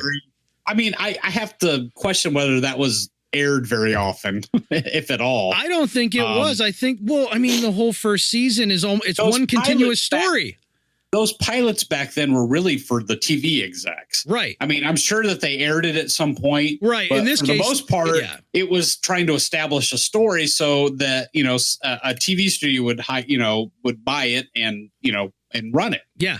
So, but this show it was so different because they kept going back to the characters from that first episode and going back and forth the whole, like, yes. That's what was blowing me away, is that the Beverly Hillbillies always just been, okay, what weird mix up do they get into because they're hillbillies and they don't understand. But that first season is a story that goes all the way through. The whole, yeah, pretty much. I mean, at least the episodes that I watched. I was blown away. But which is neat, you know, the fact that they told a story that first season. But what I liked more than that was all the remembering of, oh my gosh, you know, Granny and her moonshine. Yep. You know, I mean, just the little thing. No, it's her rheumatism medicine. Right. Yeah. Her cough, Granny's old cough medicine. Yep. And, you know, and the fact that the Ellie Mae, you know, was a tomboy and kicked everybody's ass. Yeah. I mean, it was always the running joke that, you know, off screen she's having a fight with somebody. Yeah. And you're thinking, you know, that, you know, Jethro's kicking her butt, you know, or whatever. And oh no, she's got him in a headlock, you know, kind of thing. So I just remembered all the old tropes from that show, and it started cracking me up almost from the first episode. Yes. I can't quit saying pert near. Pert near. I'm pert near, ready to go up and give you a whomping. Pert near is now part of my lexicon. Especially those earlier episodes in the 60s. Yeah. They were a little I mean, you're in the early 60s. JFK's in the White House during this show. Yeah. It was 62 was the first season, and this ran through like 71-ish or so. And especially those early 60s, they were a little more there were some discussions like between Jed and Jethro where, you know, he's asking about, oh, did you go on a date with a girl? And it was pretty racy. I'm ready to go courting Uncle Jed. Yeah, like it does. They skate pretty close to it. Jethro misses the point entirely. And then every time Jed goes, someday I'm going to have to sit down and give that boy a talking to. That's like the gag at the end of every one of the. Yeah. But even there's the episode where Ellie Mae she's pretty much butt naked in the kitchen taking a bath. Oh yeah, she's in the wash tub. Yeah. They got 32 rooms in this house, and they've all got suites and their own private bathrooms. But the thing is, none of them had gone upstairs because they just assumed another family lived up there. Right.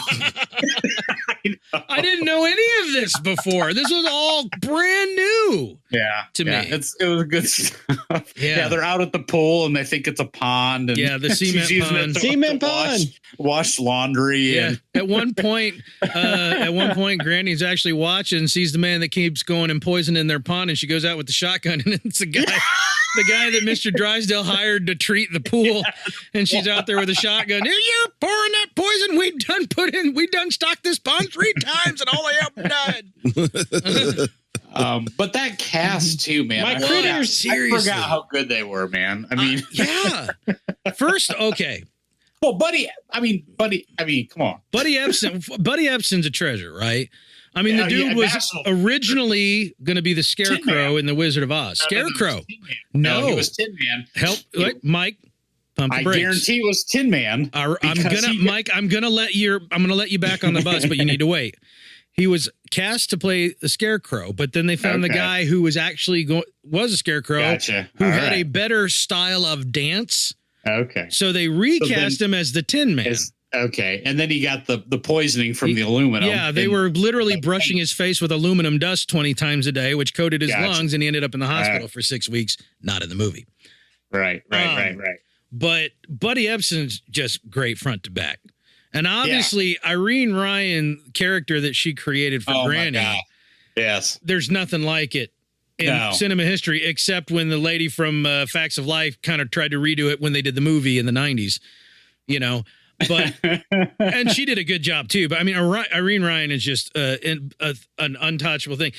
I mean, Donna Douglas. Yeah, she played her character perfectly. I mean, I won't say she's the best actress, but she played her character perfectly. And my first ridiculously painful crush like Oh, painful Donna Carlos? crush. Oh, hell yeah, dude. Oh, man. my gosh. And then and Jethro, that Bear. Yeah, Max Bear. Max Bear. Yeah. His commitment to it, and the fact that he plays, because a lot of people may not realize Jethro is a twin. Jethro Right. has a Yes. yeah. That's right. And Jethreen is Jethreen is his sister, and it's also played by Max Bear. right. So wow. Granny is Jed's mother-in-law. Okay, and the wife passed away Yes. years ago. Right. Ellie Mae is his daughter, and Yes. even though Jethro calls him Uncle Jed, he's actually his cousin Pearl's son. Right. And Right. Pearl is in the first season a ton. Yeah. Right. There are some I didn't episodes even where know. at the end credits, when they all come out waving over the end credits of the show every episode, they reshot that so that Pearl was waving with them too. Like it looked for a while that B. Benaderet was actually going to be permanently on the show. Okay. Yeah. In fact, she was cast, or she was originally going to play for Granny. When Paul Hennig made the show, he had worked with her previously, and she was going to play Granny. But when they were still doing auditions, they wanted to do auditions, and Irene Ryan got up there, and B. Benaderet turns to me, she goes, "That's your Granny right there." Like she's like, "No, you got to go with that one." So then they made the Pearl character for her. Gotcha. Also, the original voice of Betty Rubble.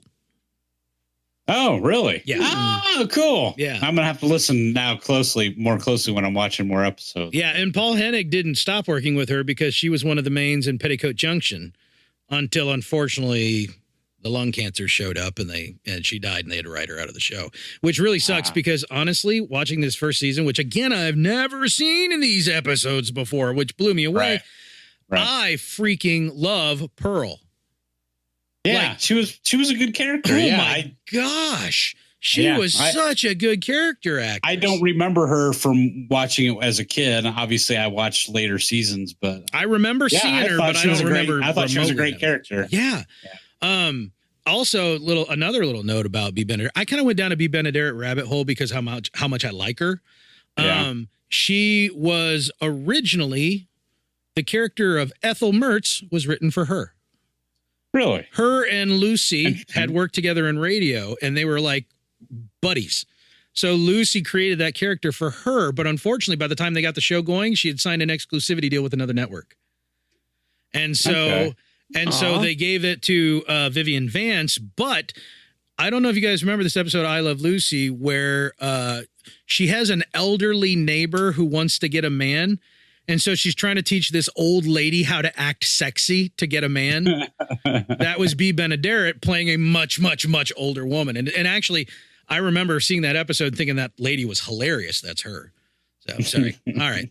I'm out of the rabbit hole for B. Benaderet, but I could gush about her. But yes, Well, I'm thrilled that you enjoyed it as much as I have. I did. And I'll tell you what, too, I was watching this and my kids kept walking in, because they'd hear the banjo playing and stuff. Yep. What the heck is that? And they come in and they were just glued. Yeah. And my daughter right away, she's like, "Oh my gosh, Granny is my favorite character." Oh my gosh.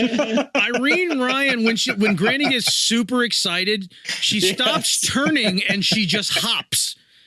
Like she does this hop. And her feet and knees don't move. It's like her upper body is somehow doing, because she weighs 2 pounds soaking wet. Right. Her upper body does this thing without her legs moving. She hops around, like she turns by hopping. And it's just like, how did you create this? And I mean, Irene Ryan's been in pictures since the 30s.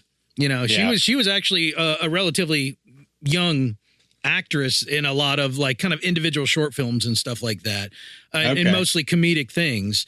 But yeah, it's like there could never have been more perfect casting for this insane character who still believes that the Confederacy is alive and well.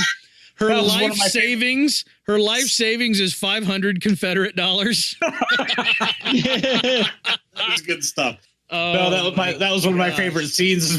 And that's something, again, that sensitivity wise, you can't do today. But at the time, time, the Southern pride thing, it was okay to, they're literally making fun of it. Well, of course. Right.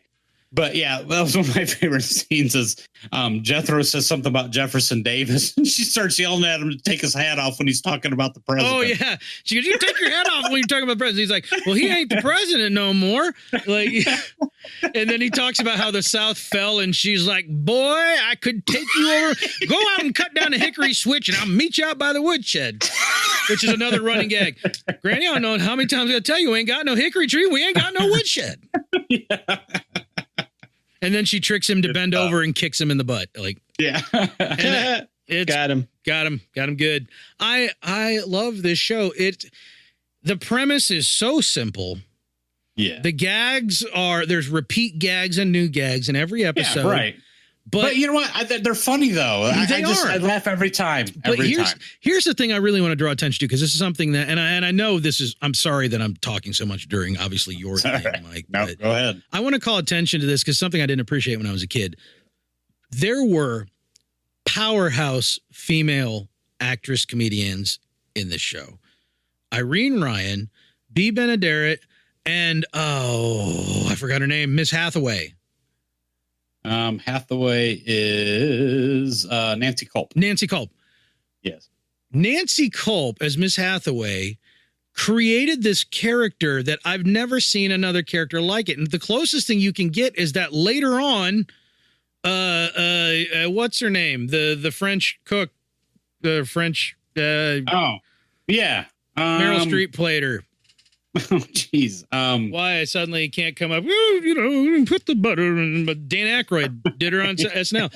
But like Julia Childs? Yes, Julia Child. Thank you. Julia Child. Yes. Julia Child but like, no, there's never been another character where she's got this like uptight, just refined British, blah, blah, but she's also like completely man crazy for Jethro. Yeah. She absolutely wants to love and protect the Clampetts, but yet when she does certain things, like, when she like puts a wig on and tries to woo Jethro and stuff, like her commitment, I mean, just a powerhouse. And I feel like this show had like amazing women leads in this show way before you would get that many women with that kind of chops back then. Cause it's just, it was male dominated. Yeah. I would agree. And I feel like this show has more female chops in it than men. I mean, everybody's great in the show, but what I look at is three, like extremely huge pillars of skill. Well, I mean, obviously Granny's the matriarch in this. I mean, she, I know Jed and, Buddy Ebsen is kind of the lead role, but I mean, he's just the straight man in more often than not. It is. Yes. Right. That's exactly right. But I mean, she runs the family. I mean, she puts Jed in his place when she needs to. Mm-hmm. I mean, she's got all the wise old adages. She's the one who does the most physical comedy.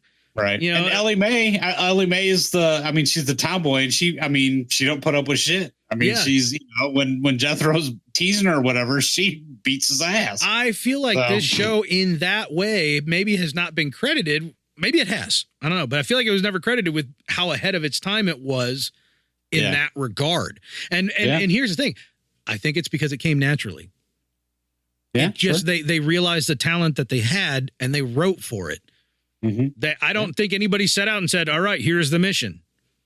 They look at what they had and they took advantage of it. And oh, wow. I mean, again, it's a show from the 60s. There's going to be some sensitivities, modern sensitivities that don't jive with it. But if you can take it for what it was, when it was, I'm one of those that can. I can look at an old show and things that maybe may not be couth now. It for the time it was fine. So whatever. I like this show so much. I agree. I'm probably going to keep watching it. Yep, so me too. I'm not going to complain that. You made me watch this. You're welcome. This time, I'm glad to be reintroduced to this. So it was good stuff. All right. I don't want to keep talking right now. So one of you twos goes. I want to take a break from my yammering. Take a break. Also, my review is going to be pretty short and sweet. Well, I had Mike's and I watched The Brady Bunch. The Brady Bunch? The Brady Bunch. The Brady Bunch. So I watched a lot of New England Patriot football games. What? Wait, what? Why? Who Oh, made not you- Tom Brady. Oh, Who made you do that? Oh, I see what you did None of there. us hates the other that much. Well, I figured since we're doing this, it had to be, he really loves the Patriots. So yeah, I watched those. It was stuff to watch. Stuff to watch, huh? I haven't Not so watched much. that in so long. Stuff I'm to very watch. curious because No, it's been a long ass time. Yeah, so it was nice because I could totally turn this on when anybody was in the room. Right? Finally, something Yeah. where you can see it before the kids go to bed. Yeah, and I was sitting there watching it, and it kind of brought back some memories. Like, oh yeah, I remember this kind of stuff, and This my freaking nose. show Yeah. was in syndication for so Yeah. long. It Oh was. my I mean, god! this literally was my entire childhood and half of my adulthood. Yeah, I was gonna say I was well thought you into my didn't wanna teenage talk. years. I thought you didn't want to talk. I don't want to talk constantly. Oh, okay. I take a couple seconds breaks here and there. So anyway, what I was saying, no, But no, it was pretty enjoyable. It was nice. The kids kind of came in and were sitting there watching, and for the most part, were pretty entertained. I think towards the middle or end of the second episode I was watching, they kind of like, oh, we got other things we want to do. But yeah, and, they and weren't towards- into a show full of Dave Kim style turtlenecks. and to be honest, by the end of the second episode, I'm like, yeah, that's about all I can take for now. It was good, but it was too That first too season, cheesy. Too much cough Really? medicine. No, and See, I for didn't me, watch the first season. I watched. okay, good. I was going to say that first Oh, season's yeah. a little tough because No, they're really I was establishing actually- things. I went and I found this thing that said, "Oh, here's the top rated episode." So I was like, I will watch the top two. Well done. Good move. But apparently, one of the ones Still I picked, even the names were the same on they were not the episodes that were. Aw. So Did you happen to catch a Johnny Bravo episode? I did watch the one where Peter recorded like everybody, and then yeah. which was a When good it's episode. time The to one where he- change. Oh, when his It's voice got was your changing. No. Rage. radio. Rage. That's not that one. That's not that one. No. No, Oh, no. That is No? a classic. he had That a is- recorder, hid it under a bed, Oh, yeah. recorded people, All right. I do remember I that. remember That that, one. too. Classic How do I remember writer. that? and then they had an actual party for him at the end For recording Because everybody. you do. because no, he got in trouble, and his only punishment was that he had to say he was sorry, and Greg and Marsha were upset that he's just going to get away with it, and so they recorded something about mom and dad was going to throw him a party because of his getting an A, and so then he thought he was going to have a party, and then so they've actually thrown him a party just to kind of Smooth things over. get the bigger kids and say, hey, we know what you did. Oh. So they weren't going to go through with the party, but he didn't know about the party. But he knew about the party. But then he knew about the party, and they knew Because that he he knew about the listened to party, so yeah. they decided to go through the party to punish the ones who made it so that he knew about the party. Yes. Got it. That's very simple. Also, Alice was there. Alice was there. And she's usually one of my favorites in the show. Oh, yeah. She NB was Davis is great. awesome. Yeah. She was. So, yeah, I definitely enjoyed it, and it made me smile. But it was more like, oh, I remember this being a big part of my childhood. Yeah. I don't need to continue To watching revisit. to revisit. I feel like It was a nice little, let's flip through the photo albums. Oh, that's nice. Okay, put it back over I here. feel like I remember a time when probably young teenage years where I became done with the Brady Bunch. And it might have been around the time where the movies started coming out because I did not like the movies. I mean, they were like entertaining once, but I hated the fact that they were satires. Sure, right. And I mean, now looking back, I don't think they could have done it any other way, but I think maybe then I just thought, why bother? But I remember, I feel like I hit a point where I was just like no longer entertained, but I used to love it. I could watch it a couple hours straight and be totally engaged. But I think I got to the point where I was just like, it's something about it that no longer resonated with me. And I worry if I go back, it'll be like a brief nostalgia and then probably not. Yeah. The one thing I did appreciate, I'm like, man, I wish I was as cool of parents as they were. Like, they took everything in stride. You're like, oh, the kids are fighting. They're not hitting any of them. No, and everything's calm, cool, collective, and they know the right things to do. And it's like, it's not reality, but you know, you do kind of, or is it? You do kind of look at it and you're like, yeah, that's actually kind of something to at least strive for. It's good, wholesome television where there was a little message, you know, at the end of each episode, but they were entertaining and fun and funny. Yeah. And don't throw a football at somebody's face. Ow, my nose. Mom always said. Ow, my nose. I remember Marshall. My high school physics teacher. She was pretty cool. We could get her off topic and talking about goofy things. She's actually a really effective teacher too. She was great. But I remember one time we got her talking about the Brady Bunch, and she's like, "No, you guys don't understand." She goes, "You guys think that movie's cheesy because things were cheesy back then." She's like, that show was cheesy then. Sure. And she's like, "We all knew it. Like it was, you know."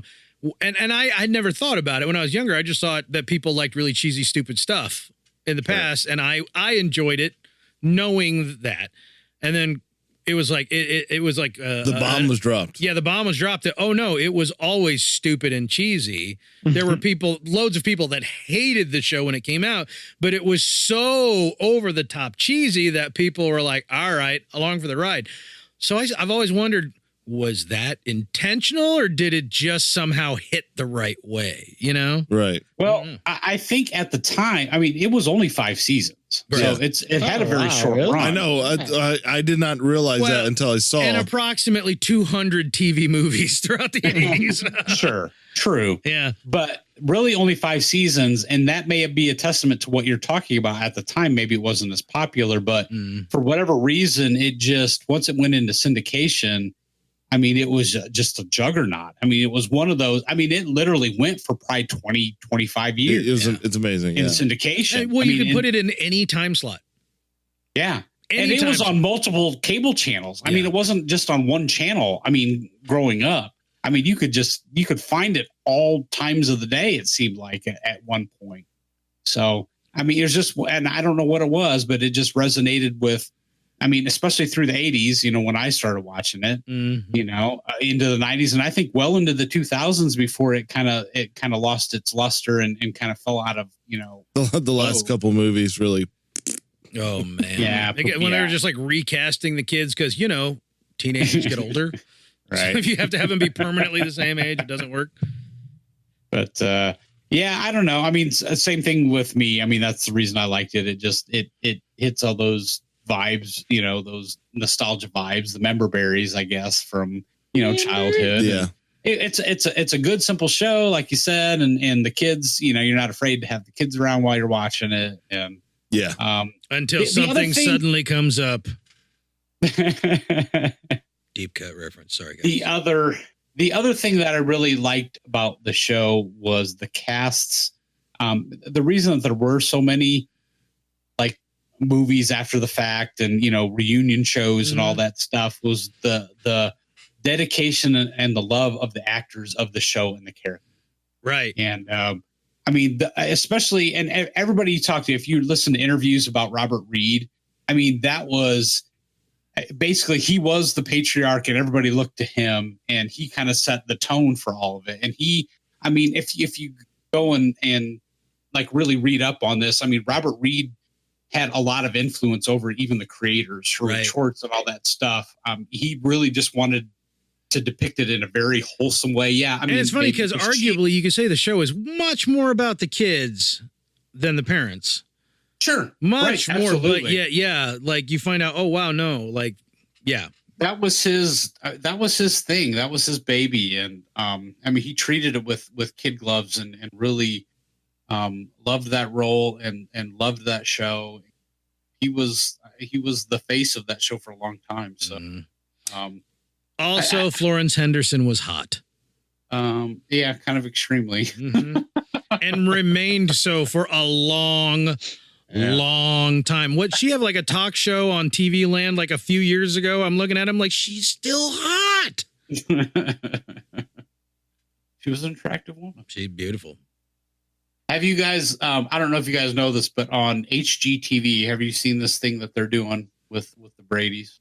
Oh yeah, rebuilding the house. Yeah, the house used for external shots. Yes, in the show was actually went up for sale. Mm-hmm. It was owned by the same people that owned it back when the show was filmed. They would go out there and do those exterior shots. But when the house came on the market, HGTV stepped in and bought the house. Yep. And they decided we are basically going to turn this into a museum. Yeah.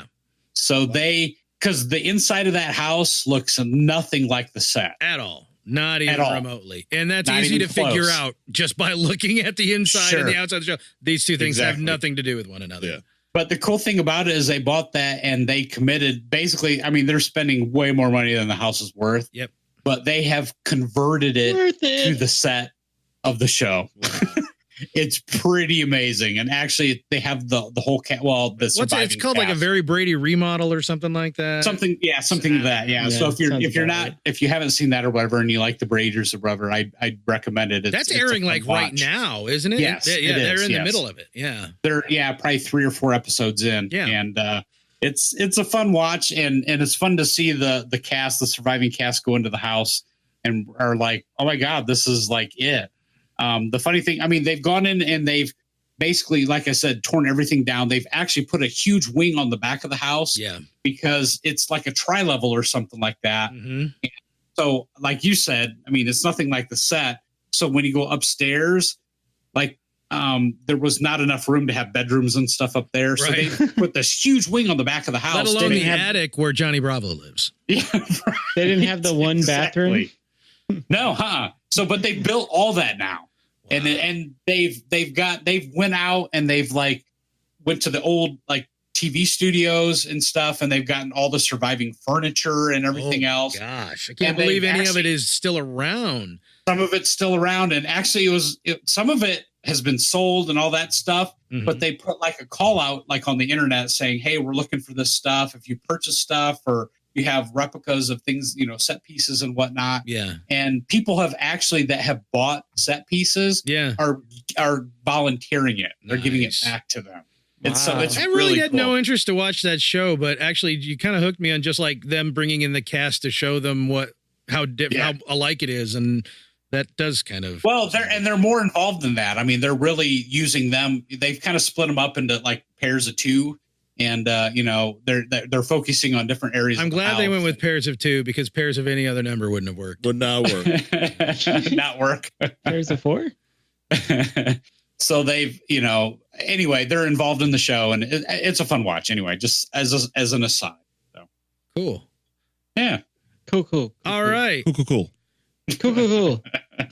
Garrick. Cool. What's up? What did Howie do to you? I think I did the worst possible thing. You did.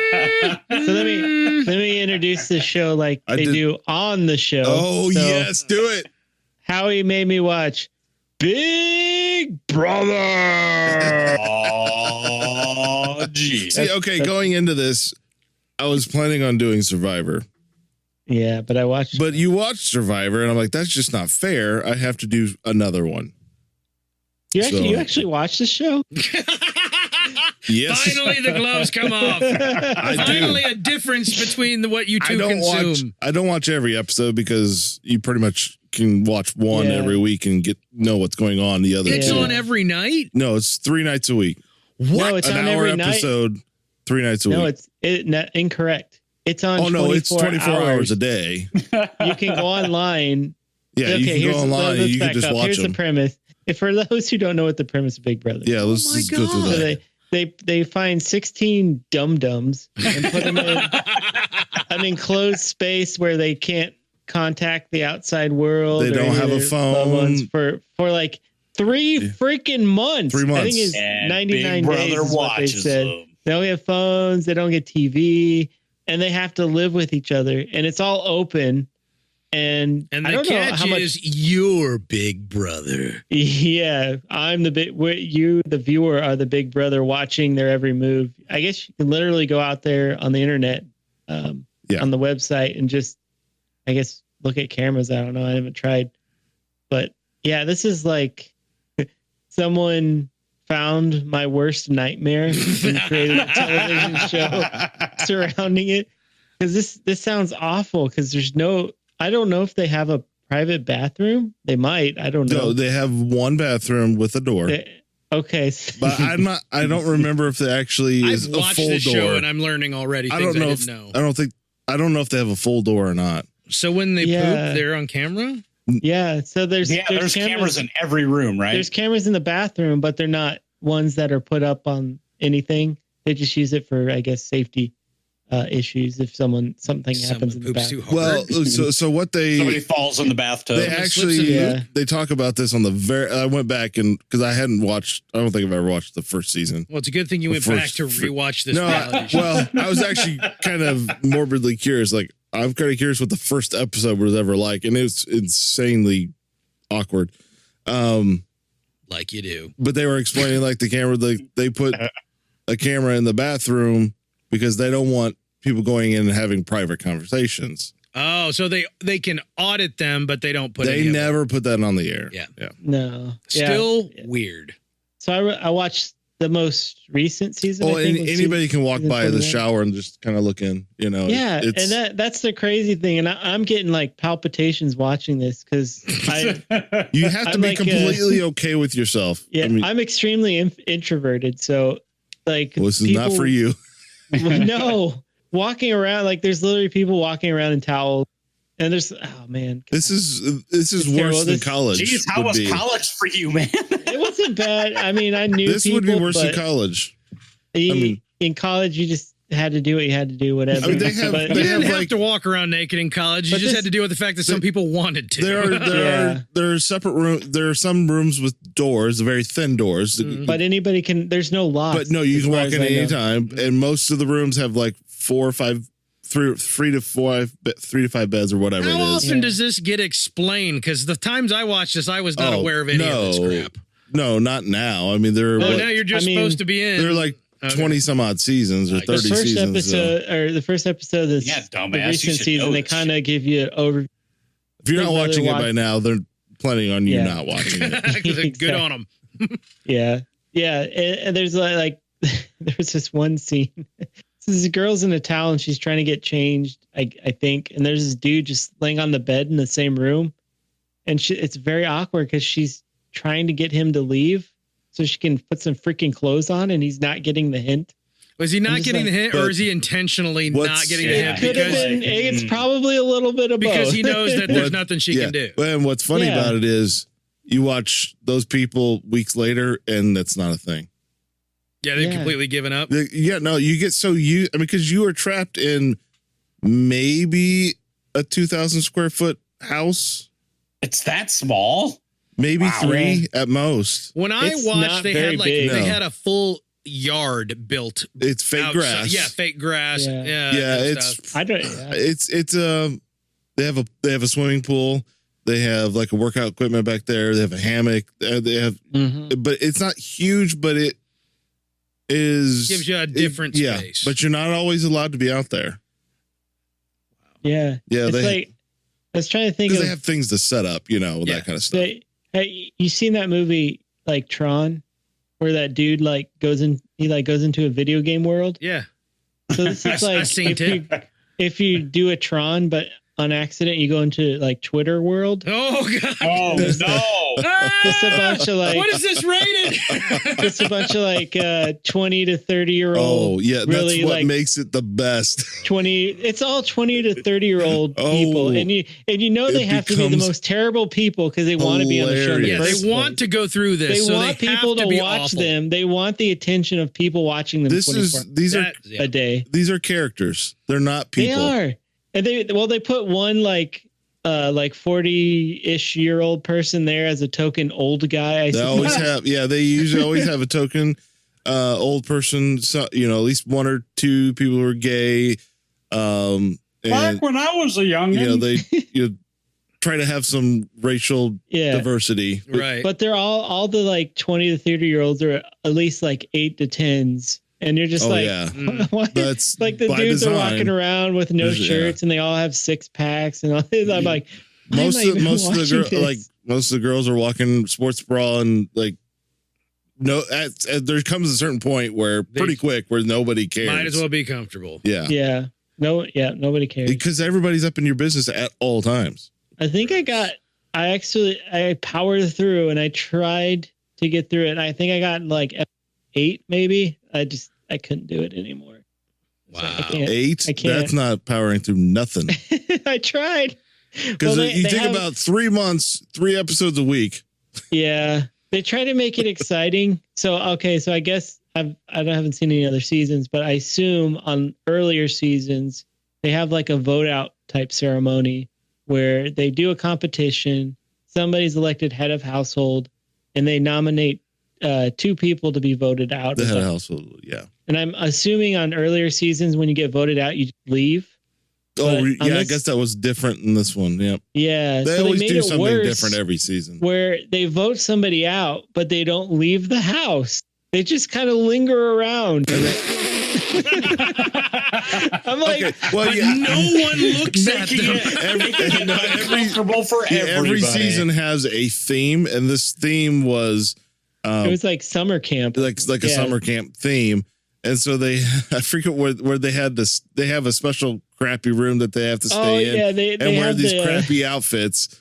They have to wear these like. What's that to do with summer camp? Well, at a certain point, they all compete in a competition where one of them actually gets back into the game. Yeah, that's the whole point. Yeah, I didn't get to that almost part. always do that. It's like but they're still playing Monopoly, but they're stuck in they jail. almost always do that, but they've never had them actually live in the house. Yeah, they're with still. everybody. They have to like sleep in like a smaller area of the house that they got cordoned off, but they can still like mingle and walk around. Yeah, but they have stick to the shadows and hiss. No, they interact. They interact. I guess I don't know what they're trying to do, but they have to wear these like more or less Boy Scout uniforms with the short shorts and the Lord. Yeah, it's that's always there's always ridiculousness, which is part of why I like the show, because there's a lot of like, okay, you've got these people who get punishments. Yeah. And so usually it's some kind of stupid outfit that they have to wear for a week. Yeah. Or some of my favorite is they have this, like one season they had this really older gentleman dressed up in a granny outfit, was like yelling and screaming at someone for 24 hours. Like, not like horrible mean things, but just to be annoying. Yeah. And I just find that hilarious. Partly because these people subject themselves to it. They know what they're getting into. I know. And they always commit. The thing is, all these people always commit to whatever they have to do. My problem is not that I feel bad for these people. My problem is want this. The problem is that I loathe these people. Yeah, I know. That was my big, like, none of these people, there's no redeemable qualities that I would like, I mean, there's one nerdy girl, she seemed okay. Maybe, I don't know, but the rest of them, like, these are just people I would not want to hang out with. She got third. Did she? Yep. So I'm assuming, like, I don't know who won. I'm assuming, like, the guy with the rectangle face won. The rectangle face. I don't know his the name. Big white guy won. Yeah. He's like, was he like from Tennessee or something? Yes. Had a real square jaw. Yeah, because face looked like a people rectangle. are stupid, and it's like, oh, we'll just keep them in. Okay. When they have a chance to vote people out, which is why I think the biggest reason I like this is the same reason I like Survivor, is just the experiment and watching people interact. I find it fascinating.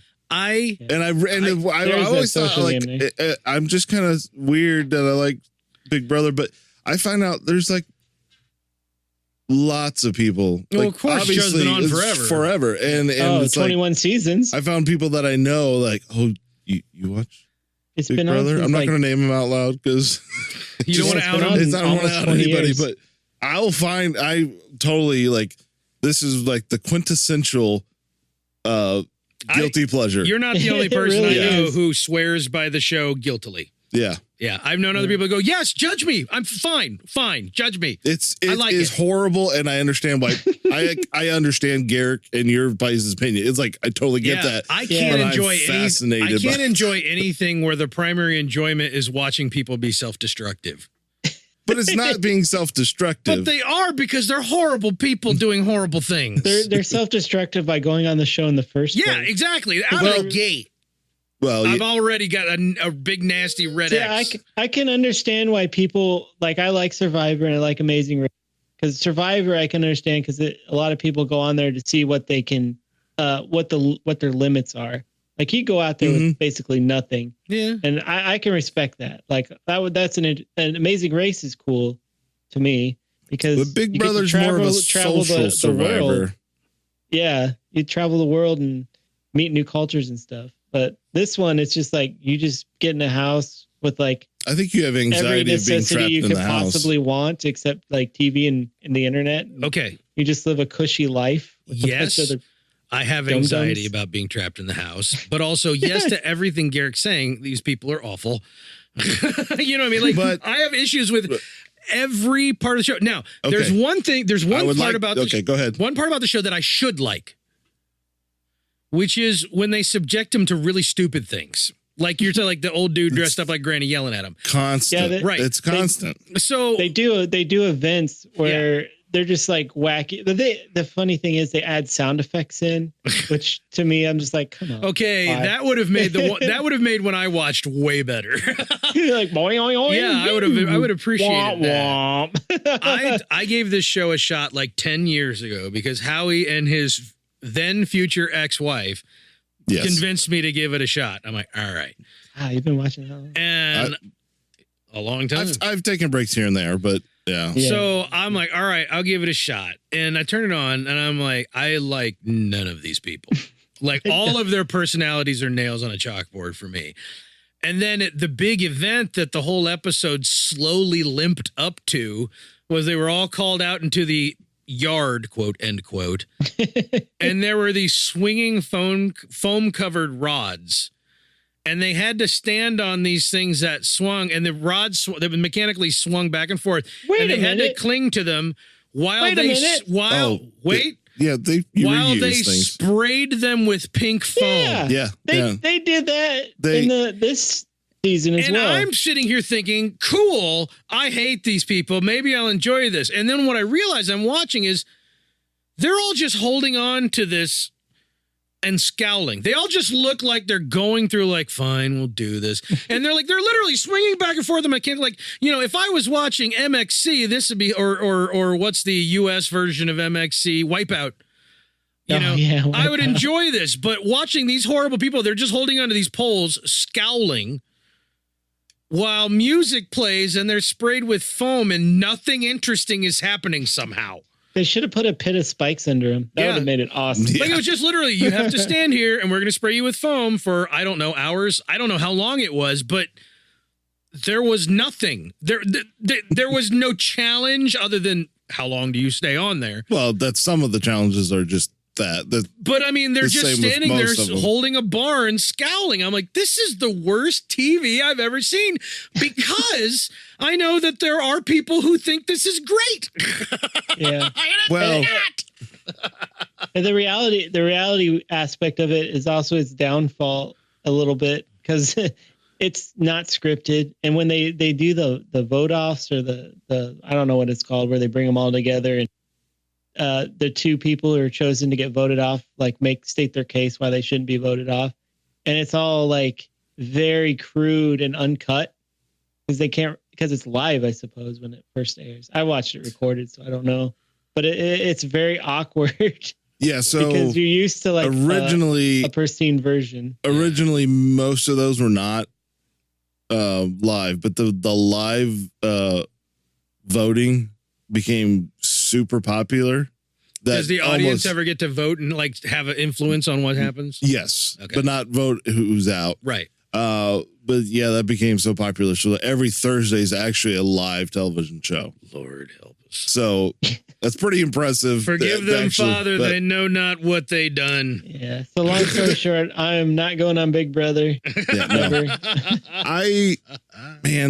There are. What do they win? They win like what? Do they even $500,000? Only $500,000, guys. 50,000 for the second place. Yeah, terrible. Ugh. And they usually the America votes for their favorite, and they win I think 50,000 or something. I don't remember. Man, But it's not worth it. For 3 months. you can tell like there's a lot of people on here who are just trying to get their name out there. But what on reality television? right, no, exactly. But there are some seasons where you actually have some really good characters. You're like, man, those are pretty cool people.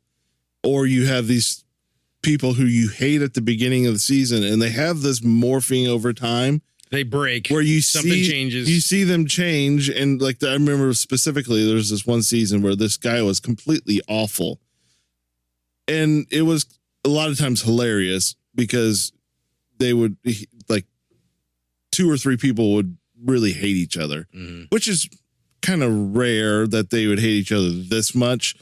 Because obviously, if you do anything physical, you're out, kind of a thing, right? You can't hit or touch anybody. Oh, right. Unless they want you to.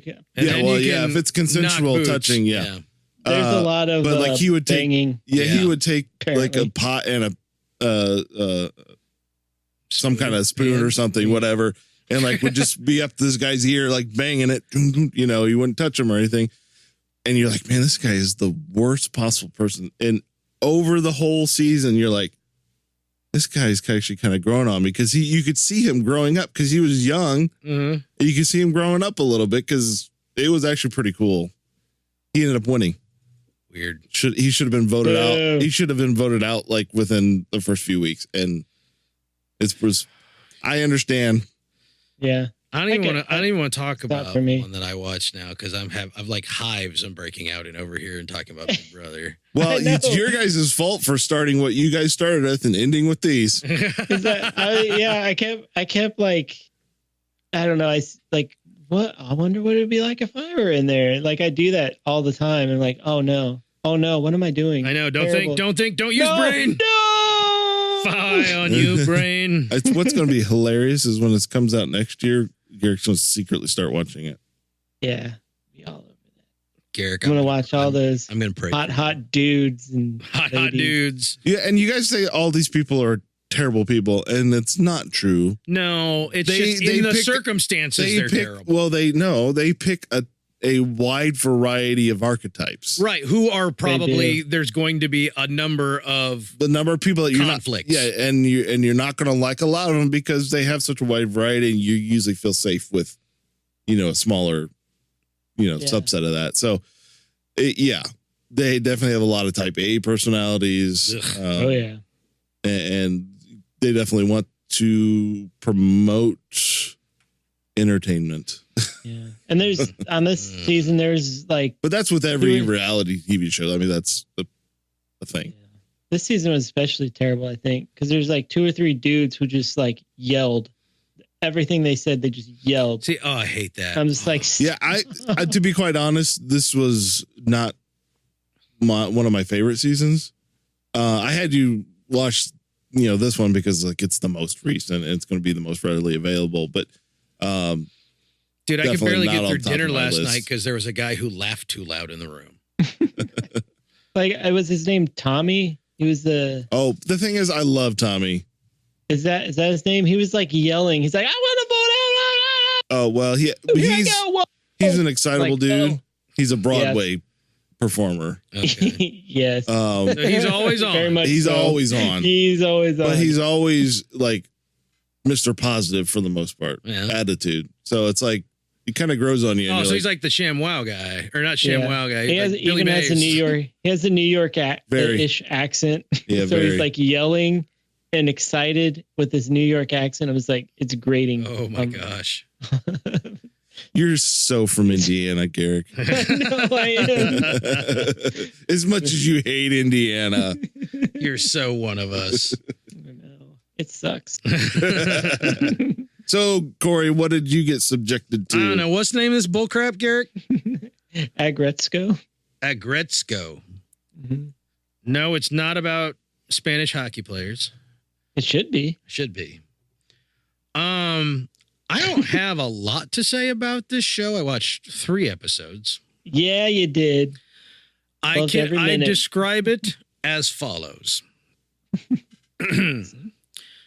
What if someone who likes super weeaboo, like Animalia Japanese anime, also likes rage metal, but really wants to do these two things through the venue of the Kathy comic strip from the 80s? Yeah. And scene. That's it. No, Garrick, it's like The Office. I don't know what the hell's wrong with you. I don't know. No, this is a great show. I don't know how the story really develops after how we season lived one. together for 3 years and managed to share entertainment that whole time. You did, so you know this is like, okay, so the main character, Retsuko, right? She's a Sanrio character, right? Have you researched this at all? No, I don't know what these words are. These are just sounds that you're making. So the Sanrio company is the same company who owns Hello Kitty. Okay, So- right, and it's Hello Kitty-esque in visual it's style. It's in the Hello Kitty cinematic universe. Oh, really? Right? Well, that's interesting. Does that make it better? No. Does that make It makes, I mean, if a little more interesting is a little better than okay. But so you know what, honestly, I see the appeal of the show. Okay. And It's I know like you The stuck it Office. with me because you know that appeal would not be my wheelhouse. But I do not only dislike anime. I do not only dislike like the Hello Kitty style stuff. I do not only dislike rage metal, and I do not only dislike Oh, I thought you liked rage metal. like man-hatery, women centric shows. This is all of them. This is all those. No, But I mean, it's tongue in cheek. yeah, it's very tongue. It's like almost like The Office. Yeah, it's extremely tongue in cheek. But honestly, given all of that, you want to know why? Honestly, that I really struggled to watch more of it. The sound editing makes me want to throw myself out a window and die. Oh, I didn't even notice that. It is like it goes from, forget the fact that it goes from like The Office type hijinks to rage metal. Like there are characters that every word is screaming. And there are characters who talk really fast and super quiet. That's anime. Yeah, That's anime. Yeah, I don't see the problem here. But I mean, and then after work, she goes and she does karaoke alone in a room and it's all rage metal, which, you know, I get it's funny, but I also don't like rage metal. So I'm like, okay, enough. That's why it's funny. But it's the difference between volumes constantly. It's like at freaking 900 decibels and then it's down to immediately soft. And I don't have very good hearing. So my ears had trouble adjusting to the noise level changes in the show to actually keep up. And I don't think I would have enjoyed it otherwise, but I think I could have probably consumed more of it. But I literally got to the point where I was like, I'm either about to have a splitting headache or I'm actually going to physically throw up. Yeah. Garrick made me watch a show that actually brought me to vomiting. You're welcome. And I'm going to pray for you. I can't believe you didn't like this show, man. I'm going to pray for you so hard. This show is amazing. It is. I mean, it She's definitely. a cute little red panda. The comic appeal is there. Yeah. But it also gets its point across pretty quickly, Yeah. but then leans into it for another 20 minutes. No, it really develops like her boss is a pig, which is hilarious. So he's like screams all the time. And he has a little lackey who I don't know what he is, like a groundhog or something. I don't Not know. sure. Yeah. But they really later on this season they kind of started to understand each other a little bit more. That's cool. And even in the first few episodes, you can see how they're taking the other characters and developing them. It's got all the trappings of like a real serious outing. You know what I mean? And so anybody that can look past, anybody who enjoys the style and doesn't mind the rage metal and all that stuff, the trappings are there for actually something that can be funny and enjoyable. But yeah, it's like, and anybody doesn't remember the Kathy cartoon, the Kathy comic strip. It was just like this ugly cartoon chick who would try on dresses and be mad that she's overweight. And all the bosses were sexist and she hated them. Boom. Classic Kathy. And so it's like it's like that plus Dilbert plus Rage Metal plus Weeaboo Weirdness plus weird volume ups and downs. Hey, that's me. It's like you just described me screaming in a loud nutshell. and then like whisper quiet. And I was just like, I can't. My rule is usually any show gets 4 episodes. And I had to break that rule. I did not make it to episode 4. I was sitting there on the couch. It's like 12 o'clock at night. And I'm like, I don't want it. I don't want it anymore. I don't want it to happen anymore. Garrick made his point. Hey, Garrick got through 8 episodes of mine. I could have watched more Big Brother. 1 hour. I could have watched more Big Brother by simply busying myself with something else. You can't do that with this show because it's going nuck and futz in the background, man. So you're saying Garrick had the worst one? Oh, from a certain point of view. Yeah, from a certain point of view. I would say your show's objectively terrible. My show is subjectively very much not geared toward me, but I definitely see its appeal. Your show's just awful. It doesn't help that it's in the Hello Kitty universe, huh? That doesn't help. No, it's really not. You're not winning me over, man. I really thought that would help. No, it's interesting, but I'm still not going to watch another episode of it. Hey, honestly, honest to God, 60% of my stop cold was the volume. Yeah. It's all over the place. I think we killed Mike. Mike's been asleep for like an hour. It's coming back for a 3rd season, guys. Thank God. It's been renewed, baby. I'm pretty sure Big Brother will be back as well. Oh, yeah, absolutely. Yeah. It's got 100% on Rotten Tomatoes. I'm going to... Anybody who would go to watch it is going to be someone who'd probably like it. Like, I would see a thumbnail for this and go, hard pass, just keep going. The hard no. Karen Travis likes it. Well, Karen Travis, Karen Travis likes a lot of anime stuff. Yeah, she does. My good buddy Karen Travis, we were tweeting back and forth this morning once. You should tell her you watched it, see what she said. I don't know. She said she was frustrated with something and needed more possums this morning. And I emailed her a picture of Mo from Three Stooges holding a book that says how to cook possums. And I said, I am concerned. Possums? And she said, and then she responded, she's like, no, we loves them. We swears. No, just possums. I was looking, of course, for a Beverly Hillbillies gif because possums is like every other word in that show. Yeah. Couldn't find one. So I went with trying to get some critters. Yep. Some vittles. Yep.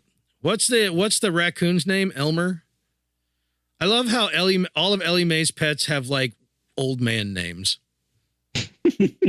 All of them. It's she used the Mike method of naming pets. Yeah, he had to get the bad taste out of his mouth. One time you and I were at a pet store and we were looking I got Taco Bell to get to. They close at 3. We were looking at pugs. We gotta go. We were looking at pugs, and I was like, "Oh, this guy is cute." And somebody's like, "Oh, this one's name's Killer." And you're like, "No, this guy's Chad.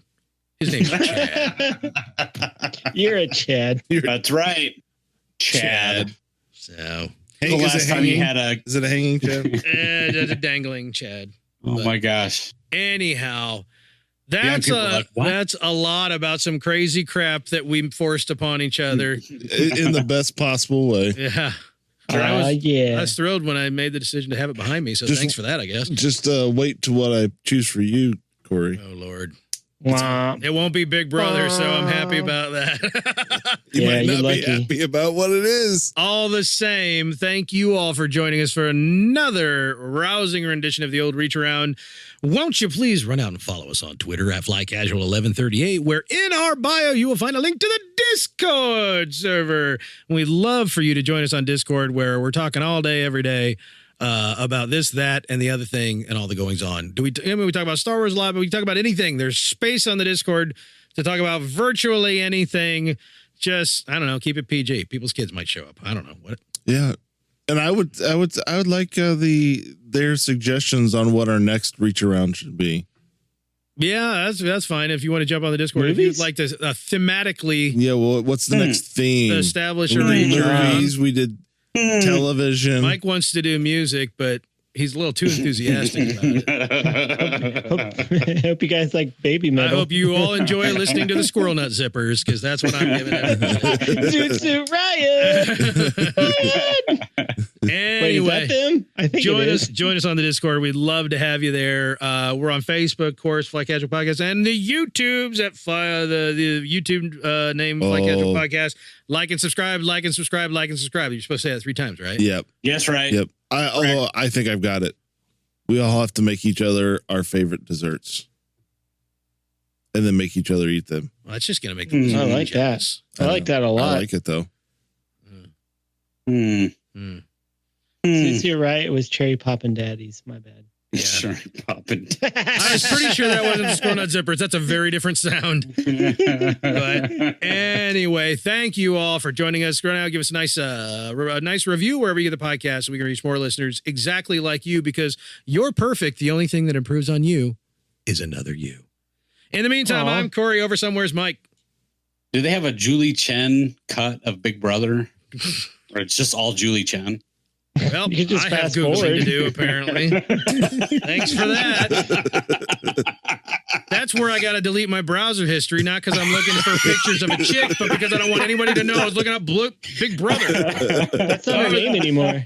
She has a different name now. Moonvez, I'm sorry. I'm so sorry. Julie Chen Moonves. Did she It's marry hyphenated. less? No, she She decided She to just changed her name. change Oh, God. to hyphenate her name. I'm out. She can't be good looking enough to be worth Googling now. Oh, Over there's no, Howie. she totally is. I was thinking about what we were talking about earlier. Is it okay if the two people didn't watch what the thing was, but they started to argue with each other? What? No, Isn't I'm that still what out. we normally All do right, anyway? I'm still out. All right. Over there's Garrick. Yep. That's me. Big Brother 2020. That's I'm gonna be on there. I'm totally putting an application for Whip him. my balls out. I would honestly- I will kill you. Honestly, I would love for Garrick to go on Big Brother and refuse to speak to anyone and just stare at him. Just sit in the corner staring. They're all too afraid to vote him out. Yeah, they don't want to vote him out because they don't know what he's going to do. Man. Just That guy's slowly gotta lift look. up a middle finger. Just every time the camera's on him. They have to Garrick, you bleep please it stop out. doing that. We can't afford to keep blurring it out. Oh, I got 2 of them. That's what I did just now. Anyhow, God's sakes, this is a long one. We are so jelly. Go to Taco Bell, Holloway. I'm out. Go to Taco Bell. Get some chalupas.